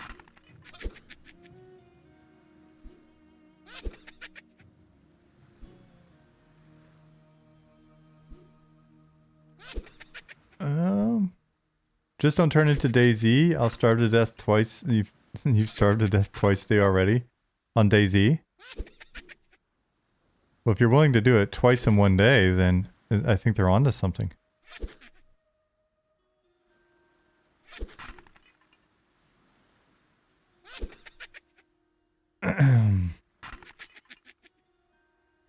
Can't be all bad.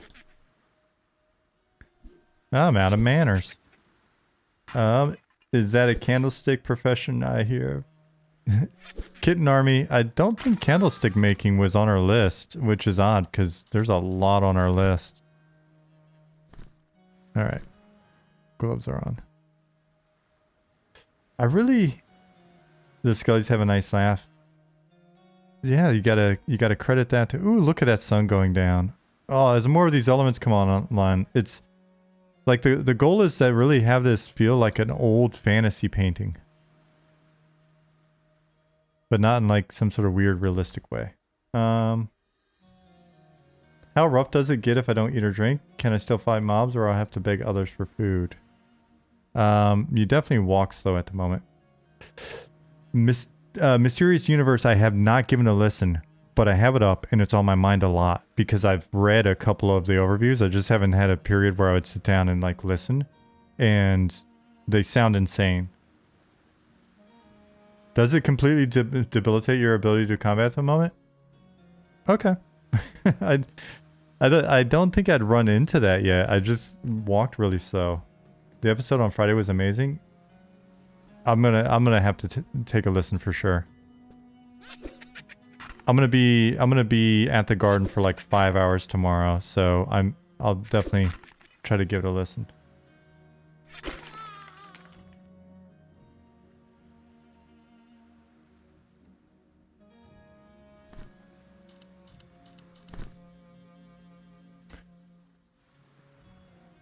So the goal is to basically take conditions like starvation or dehydration and have it be something where once we sort of tweak back and forth and balance it, it feels like it's a natural part of sort of either prepping for adventure or resolution to adventure, or builds in some natural opportunities for sort of interdependency on either people that are bringing food, have extra food, can make food, provides a little bit more value to food sort of acquisition skills, etc. So we'll see. The idea is to go kind of heavy on a lot of the different constraints and impacts, and then see what the behavior winds up feeling like. If it just seems unnecessarily tedious or unnecessarily punishing and we can't associate any good behavior with that, then we can always change it. But rather start with them having impact than having no impact and then really having nowhere to go with it.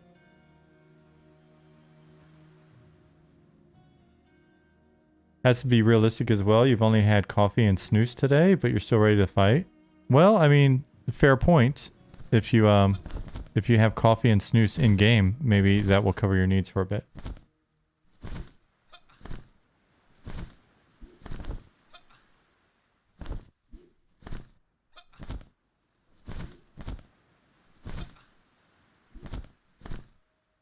Have you and a team decided how player deaths will be handled?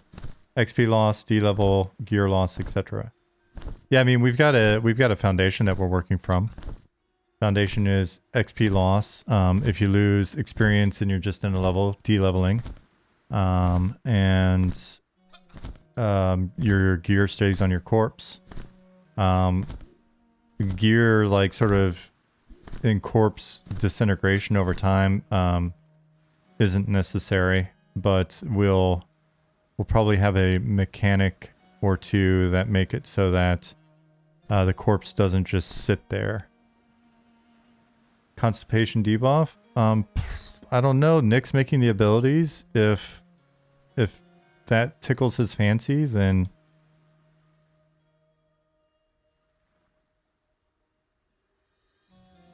yeah, we're not downright killing you if you don't eat at the moment. We're just making it so that you really want to eat.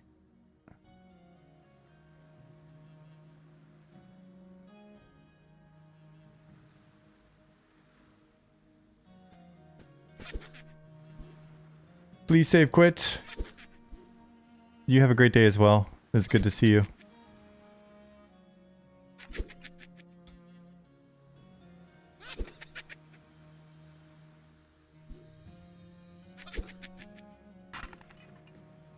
The Goblin Necromancer will often drug corpses with him when he's on patrol. I mean, the way I would describe it is, once the corpse gets to a point where it's essentially going to rot. I was thinking we could put it in escrow. There could be some adventurers guild that collects corpses and has them somewhere. And you have to get it out of Hawk.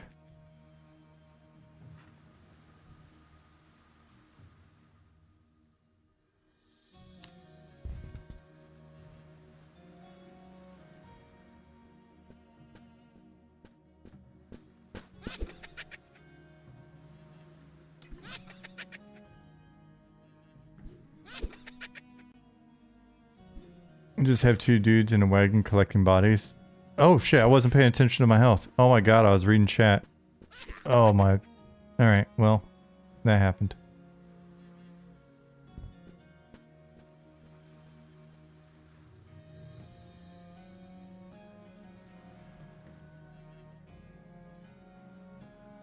So, I was making the comment about... when we were first talking about mounts and stuff, I was making the comment about having mounts die as well and needing reses. And then that's... Who was it? Was it you, Keith, or Nicodemus, or somebody? Who was it? I should know this. I feel bad for not remembering. But it was one of the first sort of community contributions. I thought it was cool. Somebody drew a sketch of a necromancer in a wagon, like going around like temporarily raising people's mounts from the dead. So it would be basically an undead limited time res of the mount, and it would try to get back to town. Kind of like a plague doctor, but just also kind of like a mount repairman. Let me load up my spells again since I died.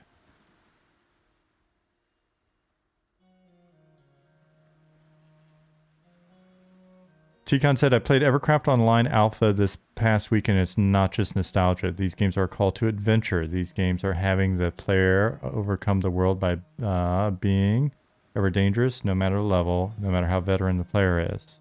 That's good to hear. I think that's a great endorsement. We've played 2 or 3 times now for like a total of, I know in 2 sessions it's probably 8 hours or 7 hours worth of gameplay. And it was fantastic. I think it's just a different style of game, dude. It's just a different vibe. I don't think we're going to be the only ones either. I think, you know, it's my belief that that's what Pantheon's going for. Eco's going for it. We're going for it. I think there are going to be others.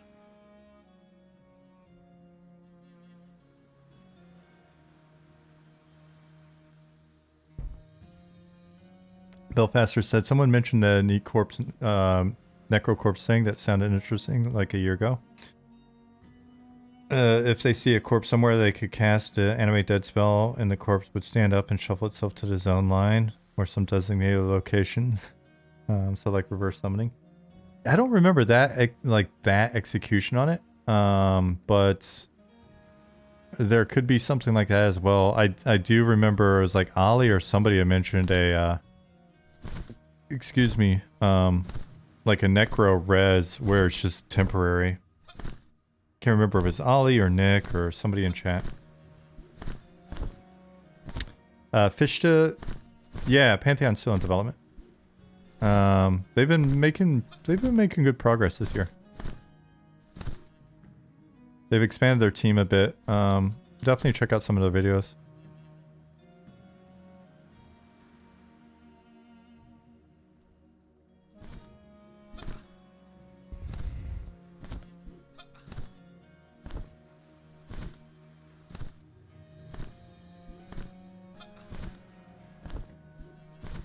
Whoops, that was miscast. All right.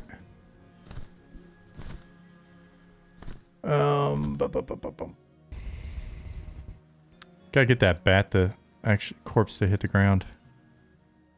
Feel like I'm clicking around a lot on corpses right now for some reason. T-Con says, I've heard this mantra that we're just nostalgia chasing. It's hard to describe to them, but I do not want to be rewarded for logging in. I don't want to be rewarded just because my intention was to succeed. I want to be rewarded because me or my group overcame a challenge. I wish I could explain this better to the general public. Oh man, you've got enough of a choir that you don't need to worry about it. And I think the general public, they'll just figure it out. They'll eventually figure it out. All right, so imagine our snake now with the wonderful animations that I was just working on. He's an even con, so I may actually just run him to... I'm going to run him to the guards. I don't even... They're all even cons. Why does snakes seem harder sometimes? Why am I doing that? Well, Nick's running to the guards.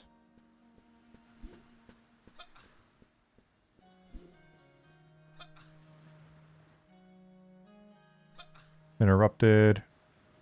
Oh, shit. Oh, shoot.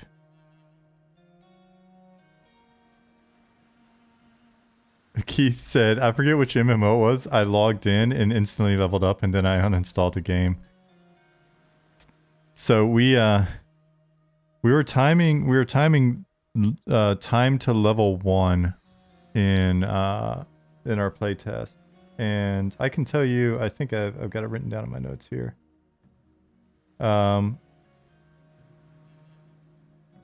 The fastest I leveled up, I think, was just because I was beasting with a fighter. Ability was a bit OP'd, and I found a high damage rusty weapon pretty early on. That was like 12 minutes to get to level 2. And then I think the fighter might have gotten to level 3 within an hour, but the other classes only got to like halfway to level 3. Are you gonna put defensive target in? Remez asked. Every time it's come up, I believe our answer has been essentially we have other ways of achieving the same thing. I believe. I don't want to speak for Nick on this. I think he's got a much better response than I do for that. But essentially, the short answer is no, but the effect or implication is being considered.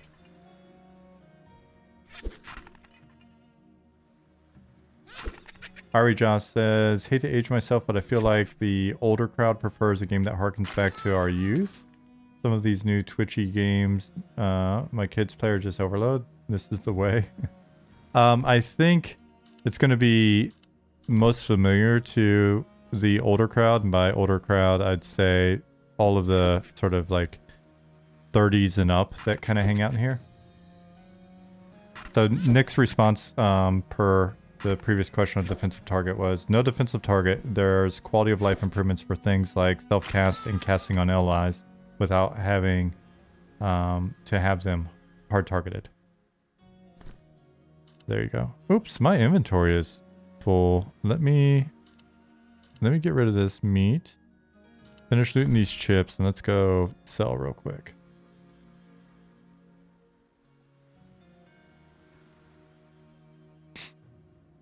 Remez said, okay, sounds good also. Right on. Dargath said, that works for me. Good to hear. So what I was going to say, or maybe I've already said and I just forgot, Arija, is I think there's a core crowd that will immediately sort of get and enjoy the game. I think there's going to be a secondary audience of people that are younger. Younger kids are looking for something different, right? There's a lot of sort of like poking around and trying to find unique things or unique experiences when you're younger. And so I think that's what we're going to see a bit of as well, if that makes sense. And then there's going to be people that don't play games at all, or don't play a lot of games, but were kind of like a lot of us when we were looking at our first MMO, which was like, hey, I really like RPGs, right? Because like tabletops have, in the last couple of years, tabletops had its biggest years ever, right? Like 40 some million people playing D&D in 2020. 2021, I think the trend continued. And so those folks would be like, oh, are there, online games that are like this? And then that'll get some people in as well. Oh, and then there are the families. That's the cool thing. I didn't even really consider that, is there's so many of you that are parents that can be like, hey, check this out. So Goblin Works says, I think I cracked the code on the textures. Oh, nice. I was trying to describe what you were doing last night. I could show that as well. Nick, I think, Nick mentioned that he had mentioned to you, yeah, streaming it in. So what I can do is I'll just sit here for a moment. I'll mute my audio. If you screen share, I can hop in a huddle with you and then you can share it over and that'd be cool.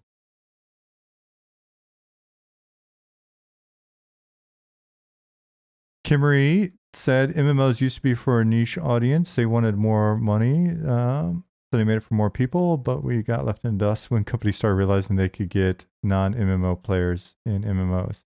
But overall, I think it's been great for the industry and it's been great for MMOs. And I think we're going to get some of those people that were previously non-MMO players to maybe check out our game as well. Because again, I do think people want interesting, different experiences, even if they don't stick with it for a long time. All right, so where are you, Goblin? There he is, art discussion. And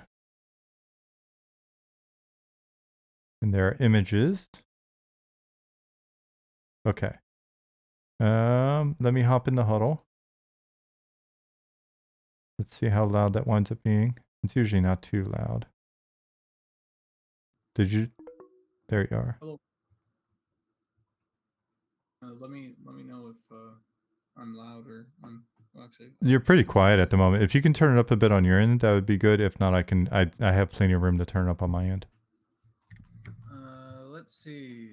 Maybe. I tell you what. I'll do it on my end. It'll be a lot easier. Go ahead. Okay. Hello. Hello. Let's see. So, can you hear me? Is it fine now? Yeah, they should be able to hear you. Okay, cool. I think I cracked some sort of code. Basically, I was having this major issue with the armor pieces, where it was flat-ish. So, like, for example, it kind of looked like. Let me take out all of these at the moment. It was kind of like this when you color corrected any piece of armor. And in fact, it was like this. And so that was kind of an issue. So what we decided, and this was initially for the faces. You can see over here, there's a gnome face. We had this idea where we needed highlights on these things to differentiate, basically. So like on the face, there'd be like a universal highlight where you'd get a thing right. You'd get a highlight right here and here. You'd probably get it on here. You'd get it on the nose, and then you can get it right here and here and here. But these depend on the mouth, so we're not doing those. There's basically universal highlights you can catch on the face, and we wanted to hit a couple of those. And I think there was one there that we did for the face. But so I was like, okay, how do we apply that to armor? And so we have this where I have this armor base color, and we can have that. It looks good as this, right? But once you get into the darker bits, it kind of starts to lose its charm. And so I brought in highlight 1.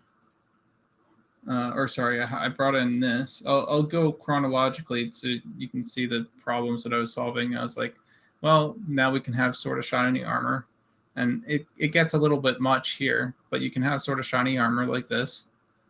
And then I was like, well, we kind of lose a little bit of the shadow sometimes. So you can have like a shadow version. So no matter how light this armor is, let's see, the shadows, I think, are here. And then you can have, I think this shadow is being covered up by something else. That's fine. Let's see. Maybe it's not. Maybe it's just not as relevant as I thought it was. Anyway, so then I thought, well, okay, well, let's get some right now you have armor, which is your base. You have your armor highlight, and that's where you started. And then you have, I brought it into highlight and mid. And so basically we can do something like this, and you're not going to see a whole lot of it right now. But as soon as I start to bring this color back down into the dark, you can see the difference, and I'll show you the difference here. So we can do something like that where it brings up just the creases basically in the highlights, or focuses on the creases. And then you can do whatever color you want of armor, and those will be sort of universal. And then I wanted to bring in one last thing, which was this mid-tone, which means that you can get like go from dark to like saturated. So you have lots of different options to bring in. And this is all for one armor piece. And I think I can break it down into probably like armor base, armor like highlight right in here. So that's these parts. And then like a mid-tone. Right now I have 1, 2, 3, 4, 5, but I can probably break it down into 1, 2, and then maybe 3, and then a mid-tone. So like 4 or 3, depending on the piece.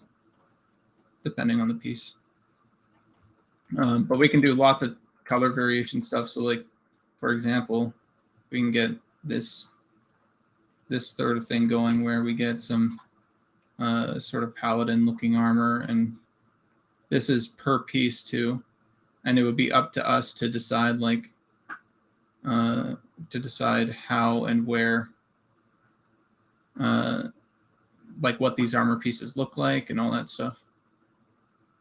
Yeah, and it's per piece, and then we have multiple elements in a that we're working with in order to sort of define a slot, or I guess we could say to find the piece as well, right? So you're showing the emblem. Yeah, yesterday. I'm trying to find the emblem currently. I forget. What was the configuration that you had yesterday? Like when I popped on, you had. Oh yeah. That configuration, because to me it looked like even the shoulders were like subtly like a brown color that differed from the breastplate, and yep. So that would have been. Then we had the mail instead of the shirt. Yeah. Let me put the mail on here. Armor 1. Oh, it actually is on, but armor 2 is covering it up. So there's the mail. And then we have boots, pants. Oh, we don't have the boots on. I can put the boots on. Armor 5 is the boot. Where is that? I think armor 3. Let's bring that up and bring armor 3 onto it. So now we got boots. And then I think you can layer the boots over top, which is nice. And then the boots have their own. So if I go here and I go armor 4, I believe, you can get the boots to have their own kind of highlight to them, and you can adjust that however. So something like that, and you can even give it some color, which will make it quite nice. And then I'm gonna take his boots off here just because I don't want. We had some weird issues because this is not how we're doing it internally. I'm just doing it here to like showcase and play around with settings and stuff, but it's not actually how we would like apply this into like a model. This part is kind of janky and it can break pretty easily. So yeah, I noticed. I'm not going to push it too far. Yeah, I saw that last night when you were dealing with it. So let's take out his boots. I think it's, yeah, so armor 11, I believe, if I do this. Yeah, here's armor 11, and it would be armor 12, I believe. So right now, let's grab that. And I'm going to bring it up. See how we can have that crest? Yeah. And then we can change the color of that crest independent. So we can match whatever color, or we could do like a cool gray or green or whatever. Something like that. I've got the feeling that we'll wind up providing some capabilities in game, either through just the purchase of, like, if we just did it in kind of a standard hacky way, it could be that it's either basically we would put them all in as unique items that then well, hell, we could have it be something like you could go to a trade skiller if you have a guild and you have a crest. Potentially there are certain items or different item types where you could have them basically set that up for you if you guys wanted to have matchy stuff or whatever. But for the rest of it, for those of you watching that haven't pieced this together yet or don't know what we're doing with the system, not to sound patronizing if this is dead obvious, but essentially what we're doing is we're sort of showing off functionality. Ooh, that one was nice. We're showing off functionality right now that is going to be data driven by us. So we'll have a tool on our end as designers and artists where we can essentially sit down and make a set of armor, and just by pushing these values and stuff, get it to where we like it, and then that will bake out and be a specific item that we can then have in the database that you can acquire through either adventuring or crafting or whatever. But we would have, I guess what I'm trying to say is it wouldn't be a thing where you're in there tweaking these. It's a tool for us to be able to create all of the different items in a pretty efficient way so that we can use different layers, like depending on the layers and the bits that we have available. It could be that, like you see down here, there's an embellishment that goes down here that's not showing now. Oh yeah, I can add that actually right now. We've got this piece here. We've got the base breastplate and the colorations. Colorations of those pieces. There could be additional sort of textures or markings or details that we have to play with. And depending on the degree to which these things can be mixed and matched, it makes it so that we've got a lot of flexibility with very few assets, and then the more assets we add into the system, naturally, the more we can actually show. I don't feel like I explained that well, but yeah. So, like for example, what we would probably want at the end of this is we'd probably want something like a tool. I'm not sure if you can see this on my screen. I can see it. You'd want a tool, something like this. And then it would be like you'd have your texture or whatever, and then you decide on the armor or like what type it is. So whether it's like mail or like the plate, and then my guess is you could then add on all the textures that you want to make it look as this. You probably give it stats. Maybe, I don't know if you do it stats here. Maybe stats would be somewhere else. But the idea is that you'd make a complete piece like this. Let's say it's just the chest piece, and then you'd save it out and give it a name. So it'd be like the chest piece of Glendale or something like that, Yeah. and then you'd press enter, and we'd have that piece that could then be referenced in the database. And so we've got both of those things separate at the moment, and so there's a visual editor that Ollie was showing yesterday, and then we've got our database, which currently already takes values.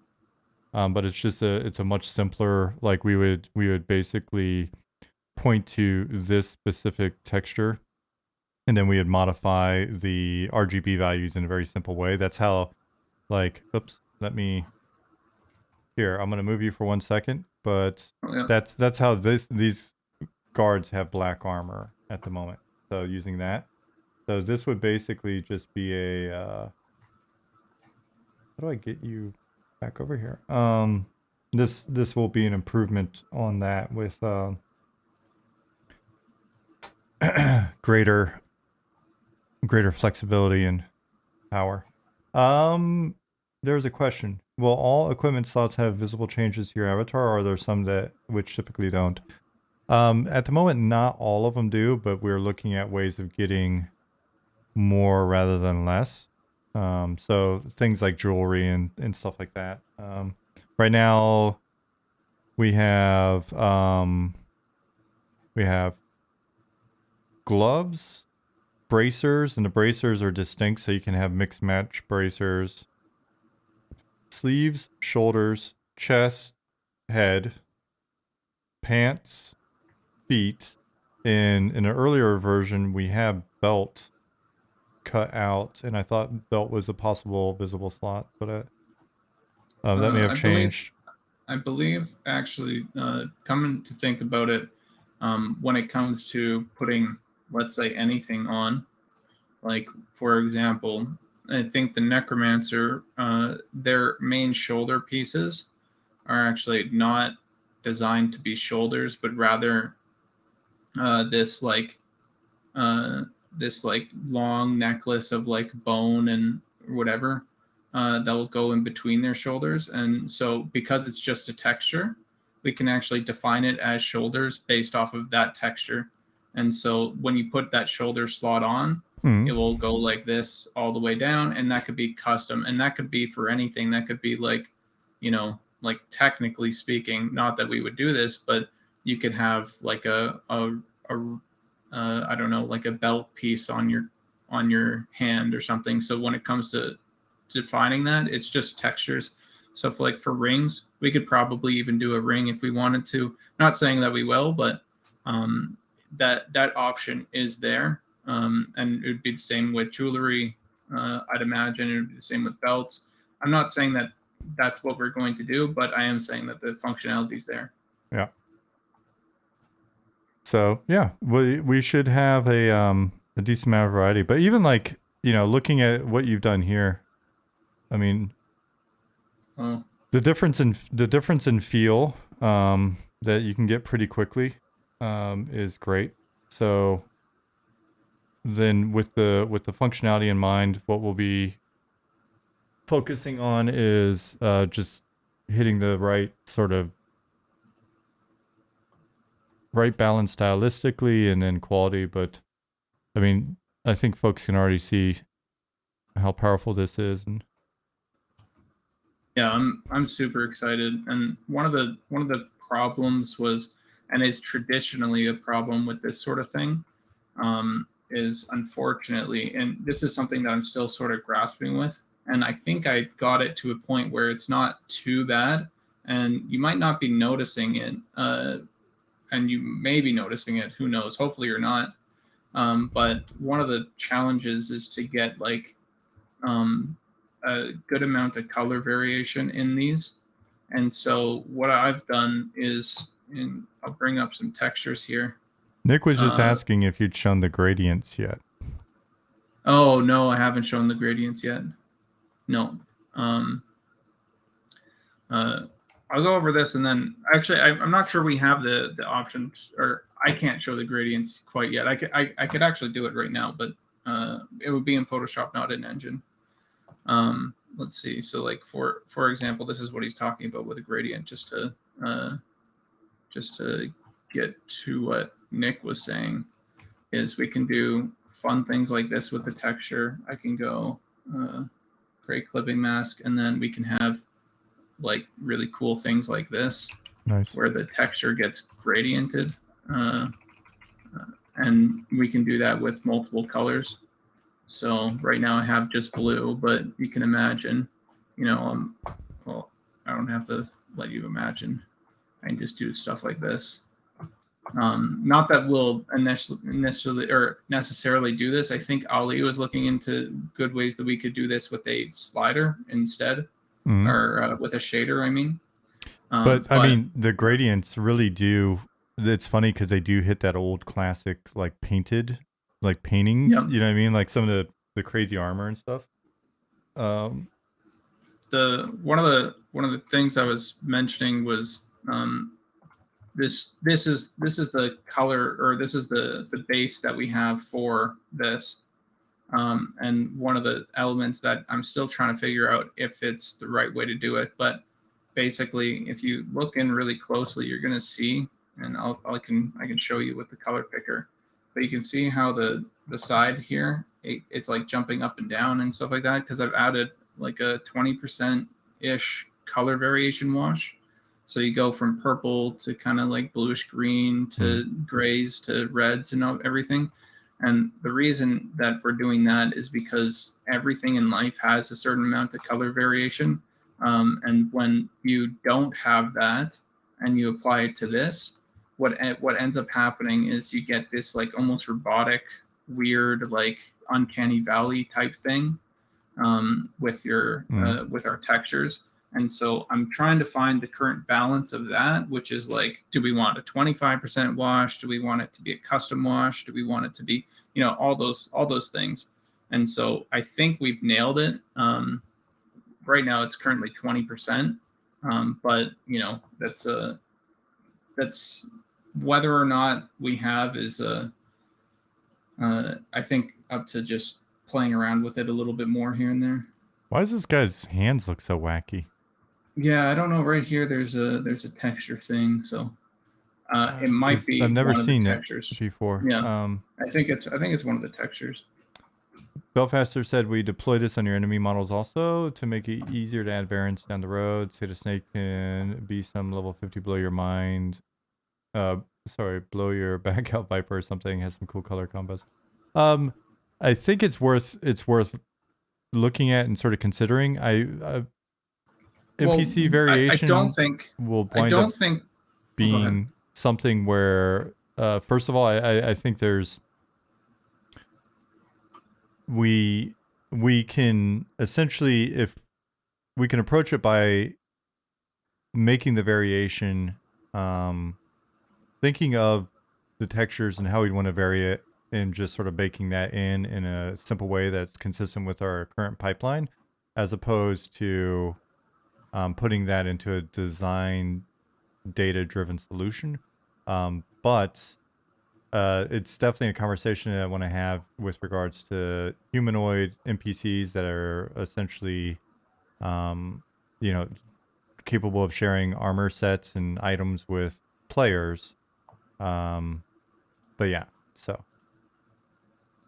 Sorry, go ahead, Goblin. The one thing that we can do with some of this stuff is, like, for example, because we're doing most things in grayscale with that color variation wash over it, we can actually break up NPC textures into like the same sort of like layers that I have here, where I have like a light version. So you can see how like I have the highlights or whatever. We could break it up into even like bigger parts that are NPC exclusive that aren't using this exact model like lineup and everything. And that will be really I think that'll be extremely useful. Just in terms of like getting those variations that that was mentioned, because we'll be able to literally do pretty much like anything with those variations. Yeah, I think what my ramble was trying to say is, for those variations, we'll have to see if there's an easy way that also doesn't create like additional overhead or whatever, but it shouldn't, with the way that I guess Ali's blitting out or whatever the textures. I'll just say bake. The question I have is just whether or not we put that into the design tool, or if it's just a consideration that we have when we're building the NPCs that allow us to have the artists do it. So yeah. That said, with the way that this has come together, I wouldn't be shocked if we find something like that available to us in the design tool as well, right? Like,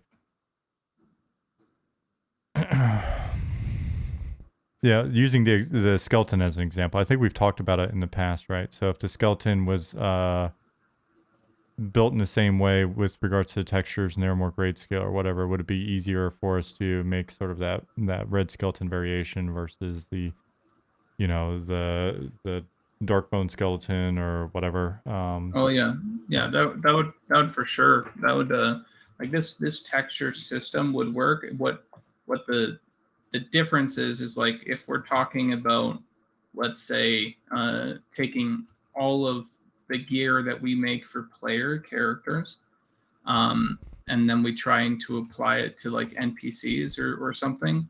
Like this is a talk that Zukin and I were like, well, do we? Because then we have to fit all the NPC UVs, and that takes a decent amount of time to actually, and we don't even know if we're going to end up using it. But there are benefits and there are downsides. One downside is of course time, but then also that the NPCs will have not as ideal as textures as we want. And then the benefit is like, if a giant has a like a vest or something, and we paint that onto the giant, that giant's vest is essentially another texture for the player to use if we want it. So it becomes each mob having like creating variation for the player. So it's and of course we'll have to do like depending on what mobs we want to actually do that. Like I'd imagine maybe the Ashira could exist in the player UV space, and maybe the giants and humanoids, but yeah, it depends on basically whether or not we want to do that, and it would be tougher, I think, but it could work. It could work. Yep. I like your backpack. Thank you. I'm excited to see them come in.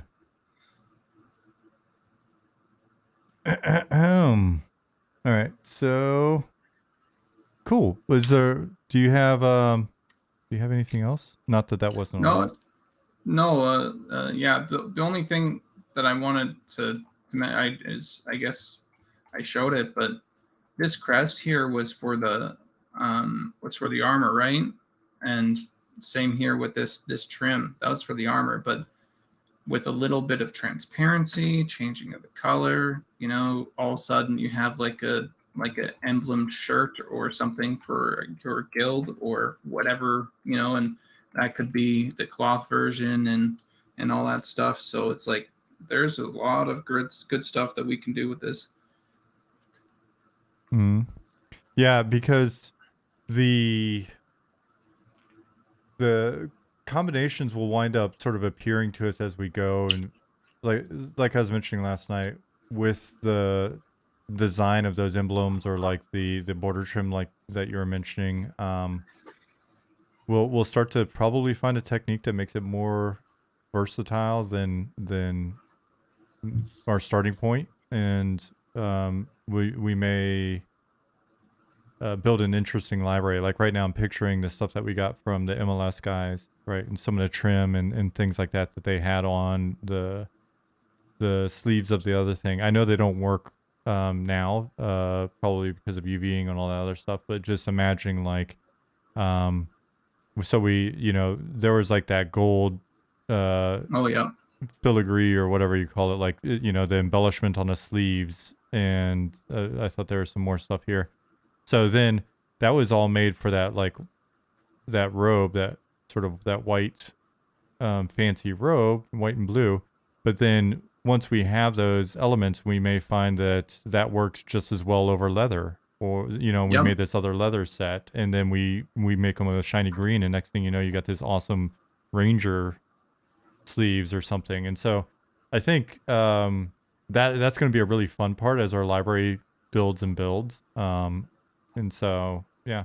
And like the shoulders last night, I swear you had them set up where when I looked at the shoulders, they were like this brownish color. At least that's what it looked like to me. Yep, And so they they wound were. up they were like plate originally, but they wound up looking like this interesting leather.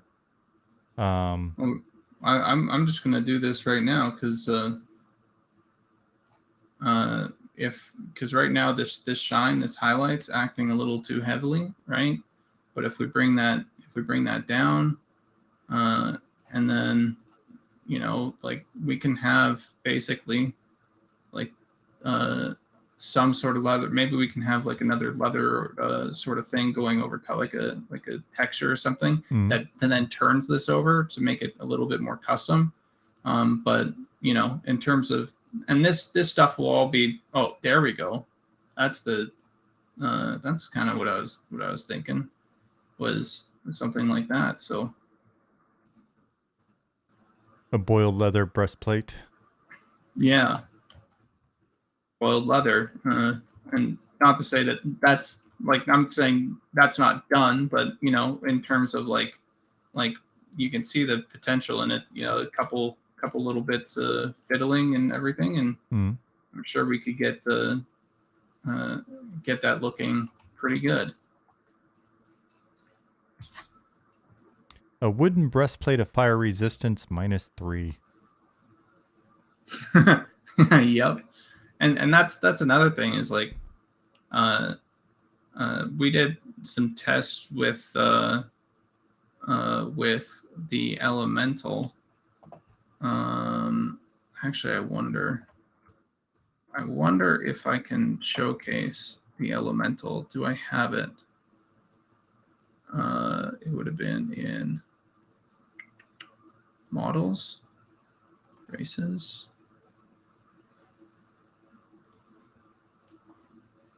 All right, let's bring. Oh yeah, we got some elemental stuff that I can just bring in. So I hope this is the right one. Increase cover. So these are the two. And let's make some new materials really quick. Elemental. Two. And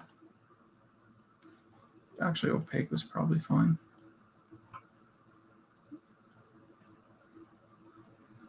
So we can have something like this, and you see that there's this really big annoying crease right up the back, or right up the shoulder. I actually tested this out so that we can have this thing called a crease cover. And I'll have to change this to transparent. And this might be the wrong model, which makes this particularly embarrassing. But oh wait, PG1. Okay, yeah. So I think this is the wrong model. But basically, we had this nice crease cover that was. Let's see. I think I have elemental. I don't know if we shared it. I'm looking for it in the Slack.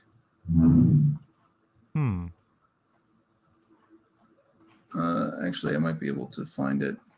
Actually, I will be able to find it.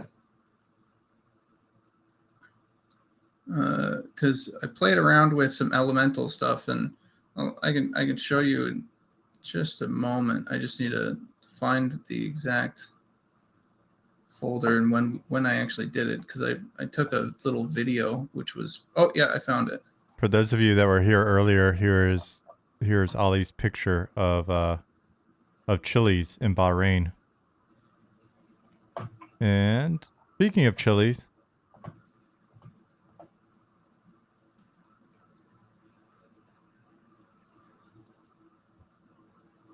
so this was a fun little test that we did for the elemental, where we can actually completely like change the rotation of the of like the inner texture, and then we have that crease cover, so it covers up the crease on the sides and it looks really nice. You can see what it looks like when the creases aren't there, because it's right here. The increase cover, it doesn't cover that, but it covers all this, and then this inner part can animate, and basically that animation is just the texture going like this. So textures all like that, and then it's just moving up, and because it is what's it called? Because it tessellates, it can just keep on going. Just keep looping. Yeah. BDC Retro asked, is it going to be animated in game like that? Yep. It won't be as choppy though. This is me taking the slider and going like this, right? So it would be really smooth, and we can choose how fast it goes, and maybe it goes faster when he's more angry. It'd be nice to get some like alphaing in here, because that concept that you had done where you had painted over it, I really like the. Let me see, where is that? We can get some like particles dropping as well, and attack mode, defensive mode animations. Be cool if it animates faster if the pet is hasted. It's funny, I hear some of those things and I get nervous. Like, I always get nervous. I'm like, oh, that sounds like a lot. But then every time something like that comes up, somebody like one of the guys is just like, yeah, we could do that. You guys are awesome. Virtual Freedom, thank you for the follow 17 minutes ago. I usually am fast to respond, but I was more in listening mode here. Yeah. So they're the concept. Yeah, because I really like. So I think having the fire feel a little, you know, maybe there's some alpha and some stuff that feels a little bit, and like then the particly bits. Yeah. But yeah, I think that's pretty much all I wanted to showcase, because I was working on this, and I was like, man, this is way better than it used to be. Like just even today, just now, it was like I played around with it a little bit with Gary, and it was like man, there was a lot of, hey, I could do this, and then I just did it, and then it turned out to be way better, and I was like, okay, and then it was like, hey, I could do this, and it sucked. It's like, god damn it. Yeah, it's funny, ideas in chat. In rage animation, perhaps colors get dull when it gets low HP. It starts to fade, and then all of a sudden it poofs and the crown just drops on the ground. Oh yeah, this is nightmare fuel a little bit, but something that we were thinking is, let's say this was a helmet instead. So say this was like a helmet.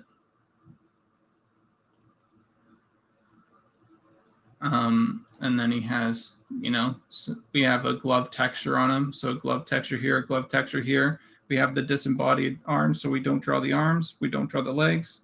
Give him a sword, and we have some enchanted armor. Because they are double-sided. I'm not saying that's a necessarily something that we'll do, but it's an option. I also want to see some of these things without tackling the discussion earlier in chat about whether or not it would make poaching more of a problem or whatever in game. But I'm really excited to see some skeletons with armor bits on them as well. We can talk about whether or not that's a true representation of what they drop, but just in terms of visual variety. I love the old paintings where there's always like some armor on skeletons. So even if it's just like one glove or something. Oh yeah, and if we do that enchanted armor thing, we would have literally every race to pull from, and they'd all be using very similar animations, and so God, this is kind of nightmare fuel, but it's the work in progress stuff. No, it's nice though. Nice. It's and it's a lot of progress. So it's funny. We've got all of this going on. Do you know what's the status of the attachments in the list that Ali had they had put up for the rest of the players. I think Zukin's working on that this week, actually. So Zukin will model him up. I'm guessing that he'll give me like a really basic version of what the UV will look like, and then I'll UV him up, and then we'll be pretty set, I believe. Okay, that one's kind of intense. Some bird cages hanging off his backpack. We could probably build that modularly. So a backpack, and then build it piece by piece, and then in engine we just piece it together. Arija asked, when you say attachments, you mean like stats attachments to enhance armors or weapons, or you mean appearance? At the moment, I'm discussing appearance stuff. So we have some more slots that we want to represent. So we've got some items that we want to show. Oh, actually, I'll let Droblin. I'll let Goblin draw, or Droblin Gaw. And so we're looking at backpacks, bags, books, scrolls, potions, belt pouches, lanterns. You laugh, Kronos, about the baby born for gnome passengers, but we're talking about mounts as well. That was the thing that I wasn't gonna spill the beans on earlier, but now I just had to say it. And we want gnomes to be able to ride ogres, so there may be something coming along those lines. So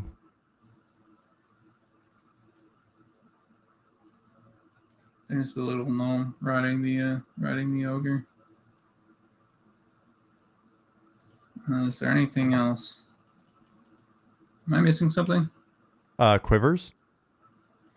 I don't know if we'll put it here, but I just put it there because I couldn't find a space for it.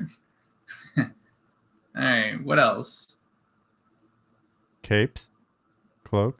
Oh yeah, we need capes and we need cloaks. That's for sure.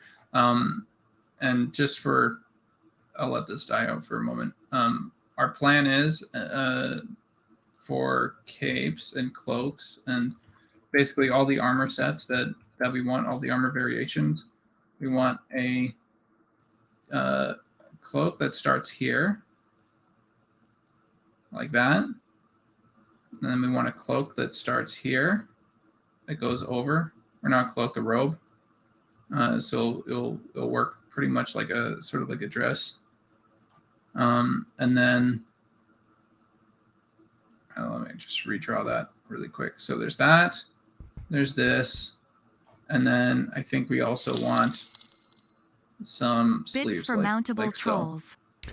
And then we'll be able to basically combine that. And then we want a shawl that goes over top of that. Mm. And then we want a cape that goes like that. And that will all use pretty much, except for the shawl, maybe. I believe the shawl has its own texture. But that will all use the current UV that we have here. So, for example, the pants would look like this on the UV. So we could technically, get rid of whatever the combination is here, and we'd have a new robe UV. And same thing with the chest and arms and all that.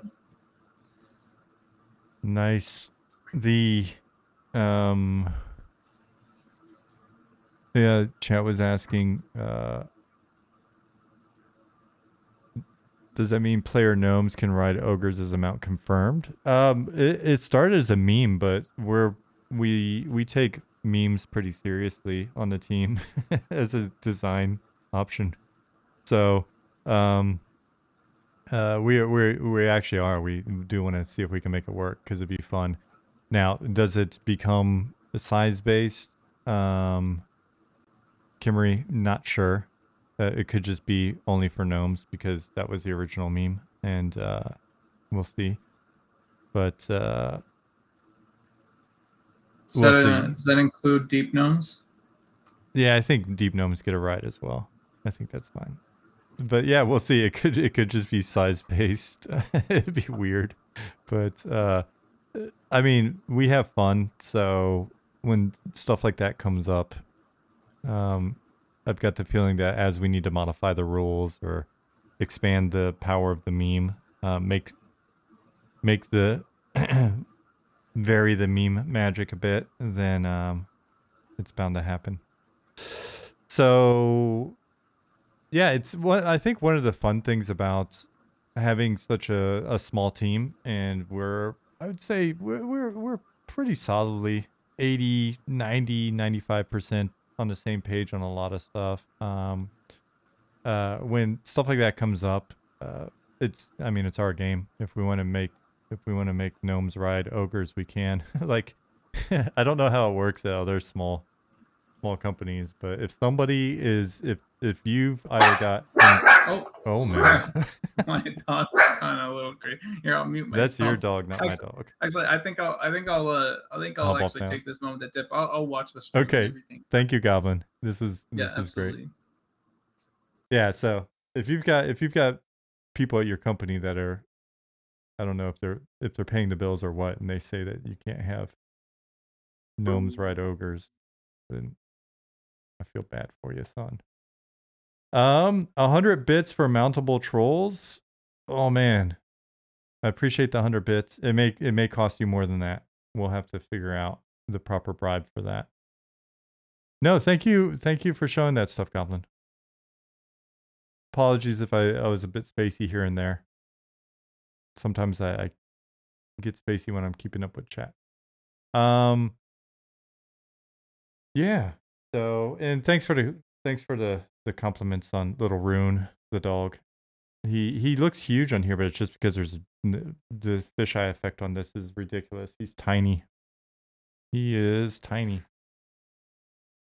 All right, so everybody, we're coming up on 5 p.m. my time. So I'm gonna get ready to wrap up. I don't know if we've got too many new people in here that don't know anything about this game, but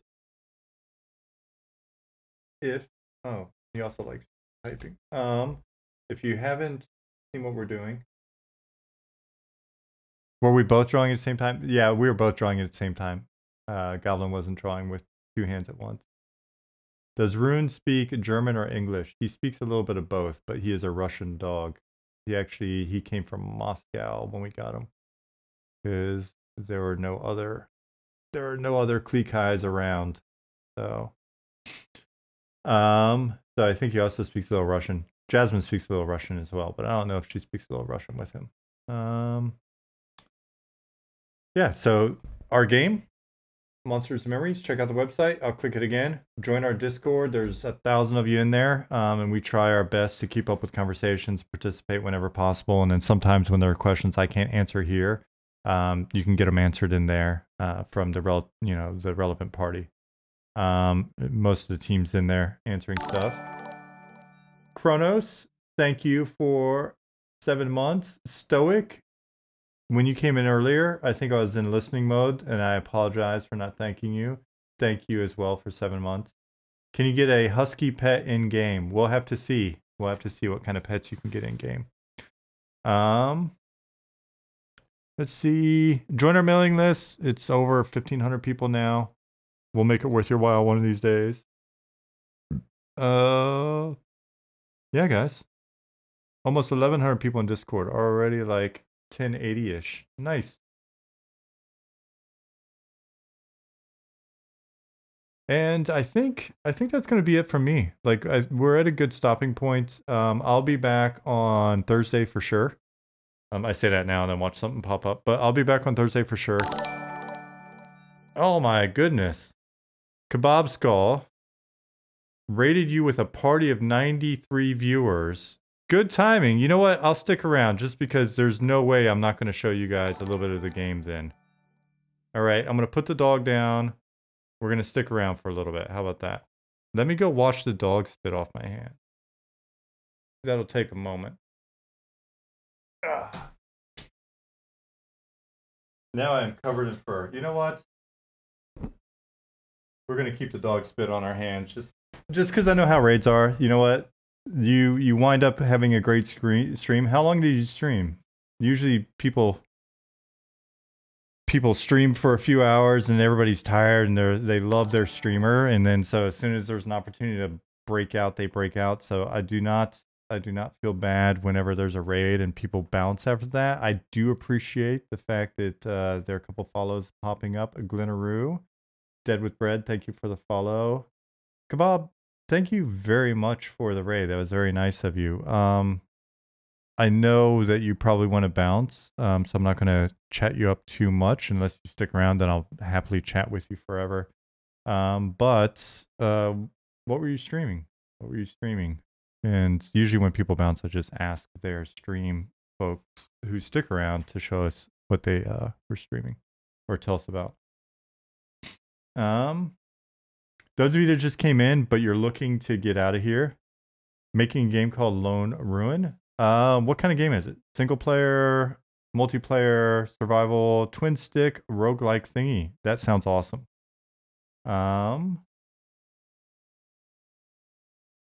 Hello, you're a loving robot. I'm a little robot. That's fantastic. I love little robots.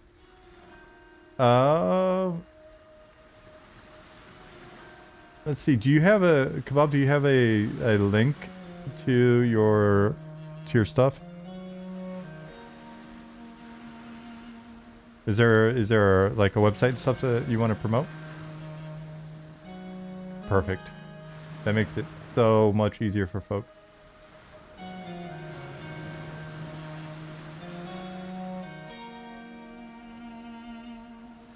Oh, that's pretty.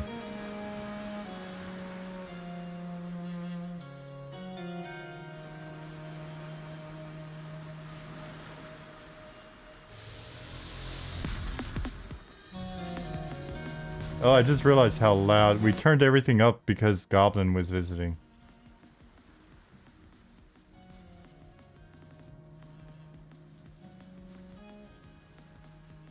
I turned it down a little bit. Maybe it's too far.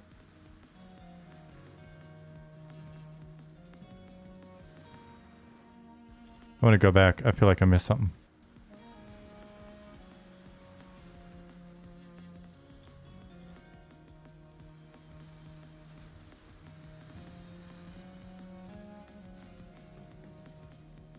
All right.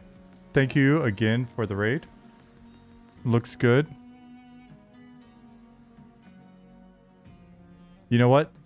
Folks that just came in on the raid, again, appreciate you being here. I also know that a lot of you will typically want to get out of here for now. So you know what I'm going to do? I'm going to do a quick sort of overview of who we are and what we're doing. So the game is Monsters and Memories. Our website is there. It is a classically themed old school MMORPG. You should get some bread rolls. I should get some bread rolls. You eat bread rolls too? Yeah.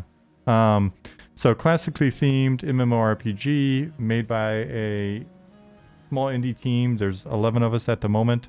We've been working on it for a bit under 2 years. It started as a kind of a joke. We were talking about some things that we loved in like the old MMORPGs that we just don't find anymore in games. And it was just kind of us chatting in the stream, and sure enough, we decided to start working on it. Built a nice little team out of the community, and we've gone through a few iterations. Currently we've got like I would say 6, 7, 9 zones that are blocked out. We've just been doing a lot of block out and basically using them to help us understand scale and the game space needs and things of that nature, while we're getting all of the core functionality in place for the MMO side of it.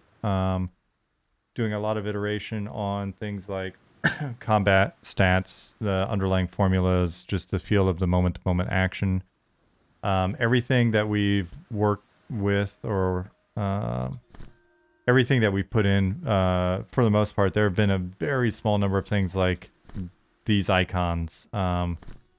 Everything has just been us building it as we go instead of getting store assets and things of that nature in. So it's really been an iterative process where you'll see, if you watch the VODs, we have everything posted here. Over the last year and a half, you'll see us running around in here with just little capsules that represented each of the NPC types and stuff that we're working on, which have now been upgraded to actual models, and we're slowly getting those animated. So the world currently consists of this big city, Night Harbor, that we're building out. This next zone past Nubiard is Shaded Dunes, which contains the original Night Harbor that we were using for the first year. Beyond that, there's the Fallen Pass and Fallen Watch. We've got a newbie dungeon over here that we can pop into in a second. And then we've got a series of zones that kind of goes around the proof of concept area. And then we've got an underworld as well. So if you play MMORPGs, then a lot of sort of the content and combat and things like that will be familiar to you. If you've never played an MMORPG, but you've played an RPG, same thing, just with other people. And then, yeah, I think any additional questions that I didn't cover here probably have answered on the website's FAQ. That'll get you started. We're currently in the middle of a character customization pass, and that was the subject of the last half of the stream, was just looking at some of what we're doing on that front. So you'll see that our characters look a little wonky at the moment. But yeah. I don't know if are there people that came in this group that actually play MMOs, and if so, are you a more recent MMO player, like within the last 10 years, or are you kind of one of us old farts that were playing MMOs back in the dawn of time? Thank you, Irie.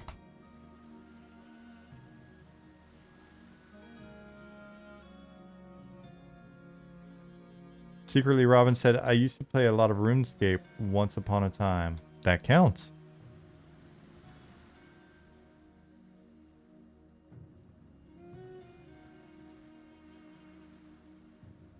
Asheron's Call, Ultima Online. Right on. Yeah. Would a synonym of Old Fart be Ancient Spirit? I mean, we could say that. We could go with it.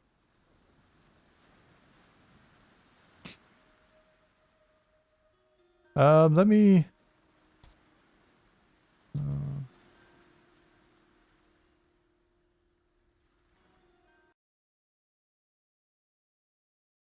Oh, that's interesting. Nothing's really captured your attention the same way, though. Old RuneScape had a different vibe to it. So that was the conversation that triggered all of this. It was essentially old games had a different vibe to them. Part of the conversation was based on the fact that I used to work on EverQuest in the early 2000s for a few years.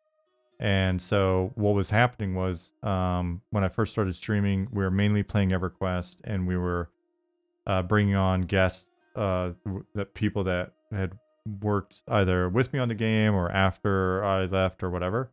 And we were just chatting a lot about what made that vibe different back then.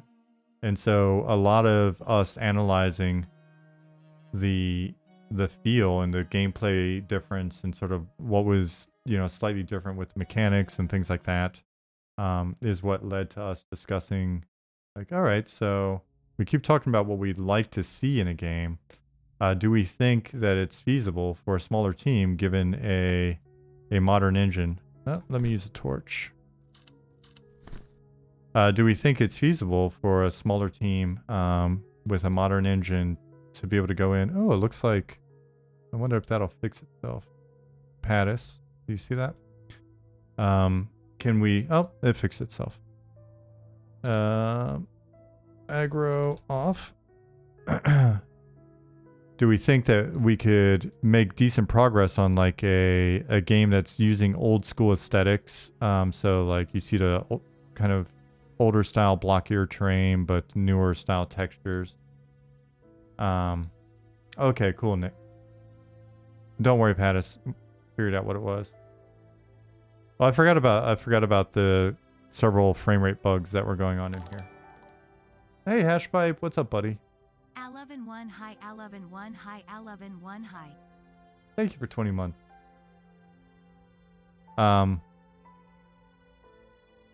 Yeah, so we've got a bug in here at the moment that's causing some flickering and frame rate issues. But generally speaking, if you're new to the stream, you can get a rough idea of the way things look.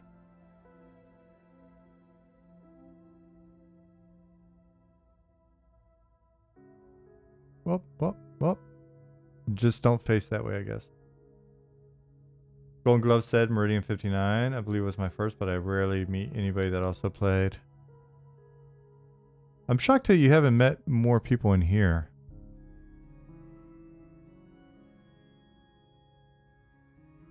Whoa, that frame rate issue is a beast. Ari says, oh wow, I haven't seen the dungeon like this yet. Great atmosphere for those torches. Yeah, so we've done a number of playtests in here in the past, but it's been a little while since we've been in here as a group. You'll probably see more of that soon. Derelict abandoned dungeon. Luckily someone left the torches lit when they left 44 years ago.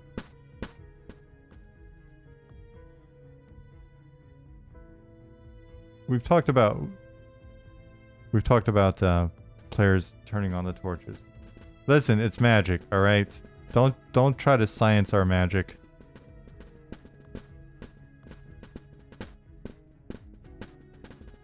The last group that came through, exactly. The last group that was here killing the guy with the item that you want over and over again.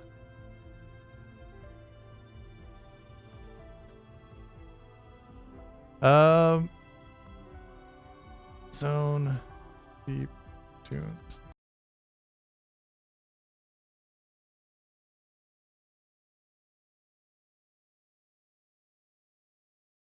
See if this works or if I have to pop out and back in again.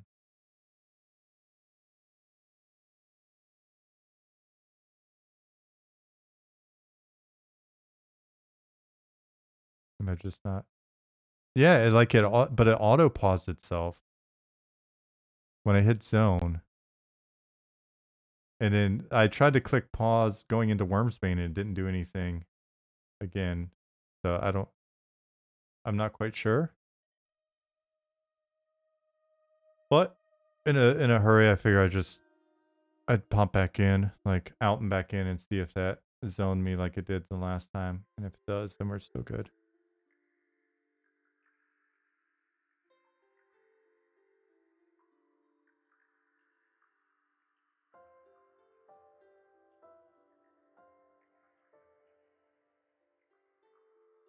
There we go.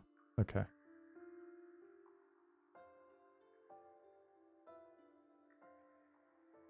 Every time it does this, it reminds me of like the first lines of the Neuromancer book. Something about the sky had the look of a broken television or something like that. The sky had the look of static on a broken television. So yeah, and then so our world will consist of above ground and cities and different, you know, sort of both cities as a zone and cities as just an aspect of a zone. Outdoor dungeons. Then we've got dungeons. We've got the deep realms that you can also go through that are essentially like underground outdoor zones. Help you traverse from place to place or serve as just areas for you to hunt or also link to other dungeons and areas. So yeah. I figured I'd just give you a quick look at a few of the things. If this type of game interests you in the least bit, hit us up in our Discord. You can find out more on the website, and you can sign up for a mailing list. Golden Glove said, "Love to look at a zone. Any thoughts to increase the density of the glowing mushrooms?" I've got the feeling we'll probably come in and do like a complete revamp of the zone. This zone wound up being something that I initially just sort of cobbled the geo together pretty quickly to show off like a deep zone. And then Pattis came in and added some mushrooms, did a quick mushroom and lighting pass. And then we got the deep beetles from Zukin. So in the future, it'd probably be more sort of clustered points of interest and, you know, where you at over in the green area kind of thing, or purple tower, whatever. So definitely when we get back to these zones, like right now we've got sort of placeholders for Shaded Dunes, Fallen Pass. You can kind of say Fallen Watch. We know it's a zone. We've got Vale of Zintar. We've got Dragon's Run. We've got Glass Flats. Sungreet Strands going up the other side. And then we've got Telekir, the Hills of Telekir that I still haven't blocked out. I really need to get that done. And then we've got the deep here. We've got Wormsbane Tomb. We've got Night Harbor. So we'll at some point as we're wrapped up Night Harbor, we'll go back into some of these other ones and start to bring them online as well. Araxin, thank you for the Prime. Appreciate it.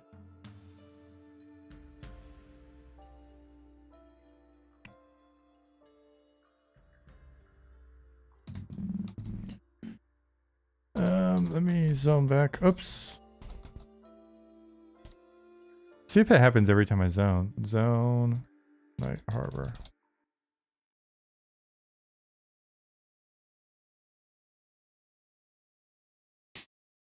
And if it doesn't, then I think it's maybe just the first time I zone into a zone.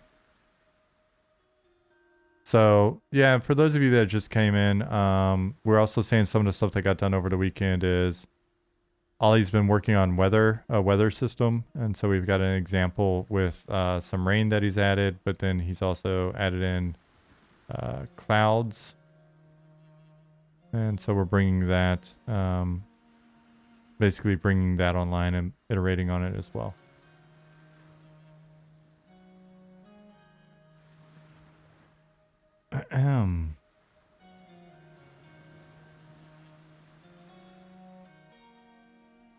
Cool. So if there are no immediate questions, does anybody have any immediate questions? I'm going to go back to wrapping this up for the day so I can get ready to go start making dinner and stuff. It's 5 p.m. here. But yeah, it's a fun stream. If you came in late, feel free to check the VOD for character customization stuff that Goblin was showing off. And there's a little bit of gameplay, I guess.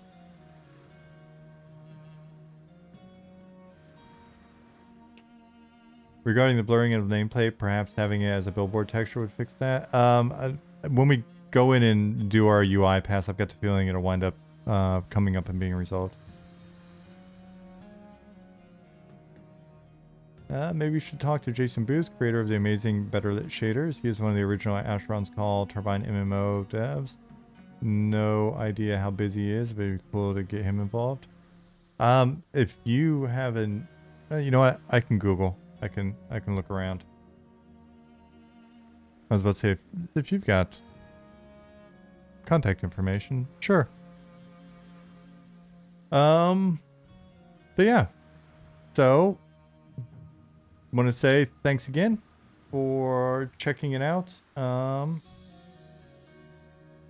Has the Discord server link is on the Unity Asset Store? Okay, I'll ask Ollie about it. Ollie is our Unity Asset Store guru because he's also our technical artist amongst many other things at the moment. Gold Gloves, you're welcome for the stream. Again, thank you everybody. And I will see you Thursday, like I said. And for those of you that did stick around after the raid, thanks for that. Sorry, I was just right on my way out, but figured I'd give you a quick tour since you're kind enough to come look. Everybody, see you Thursday. Arija, thanks again. Kronos, you're very welcome. See you. Heath, thanks as always. Secretly Robin, thank you for the follow. Rev Chumley, you too, man. Later, Pattis.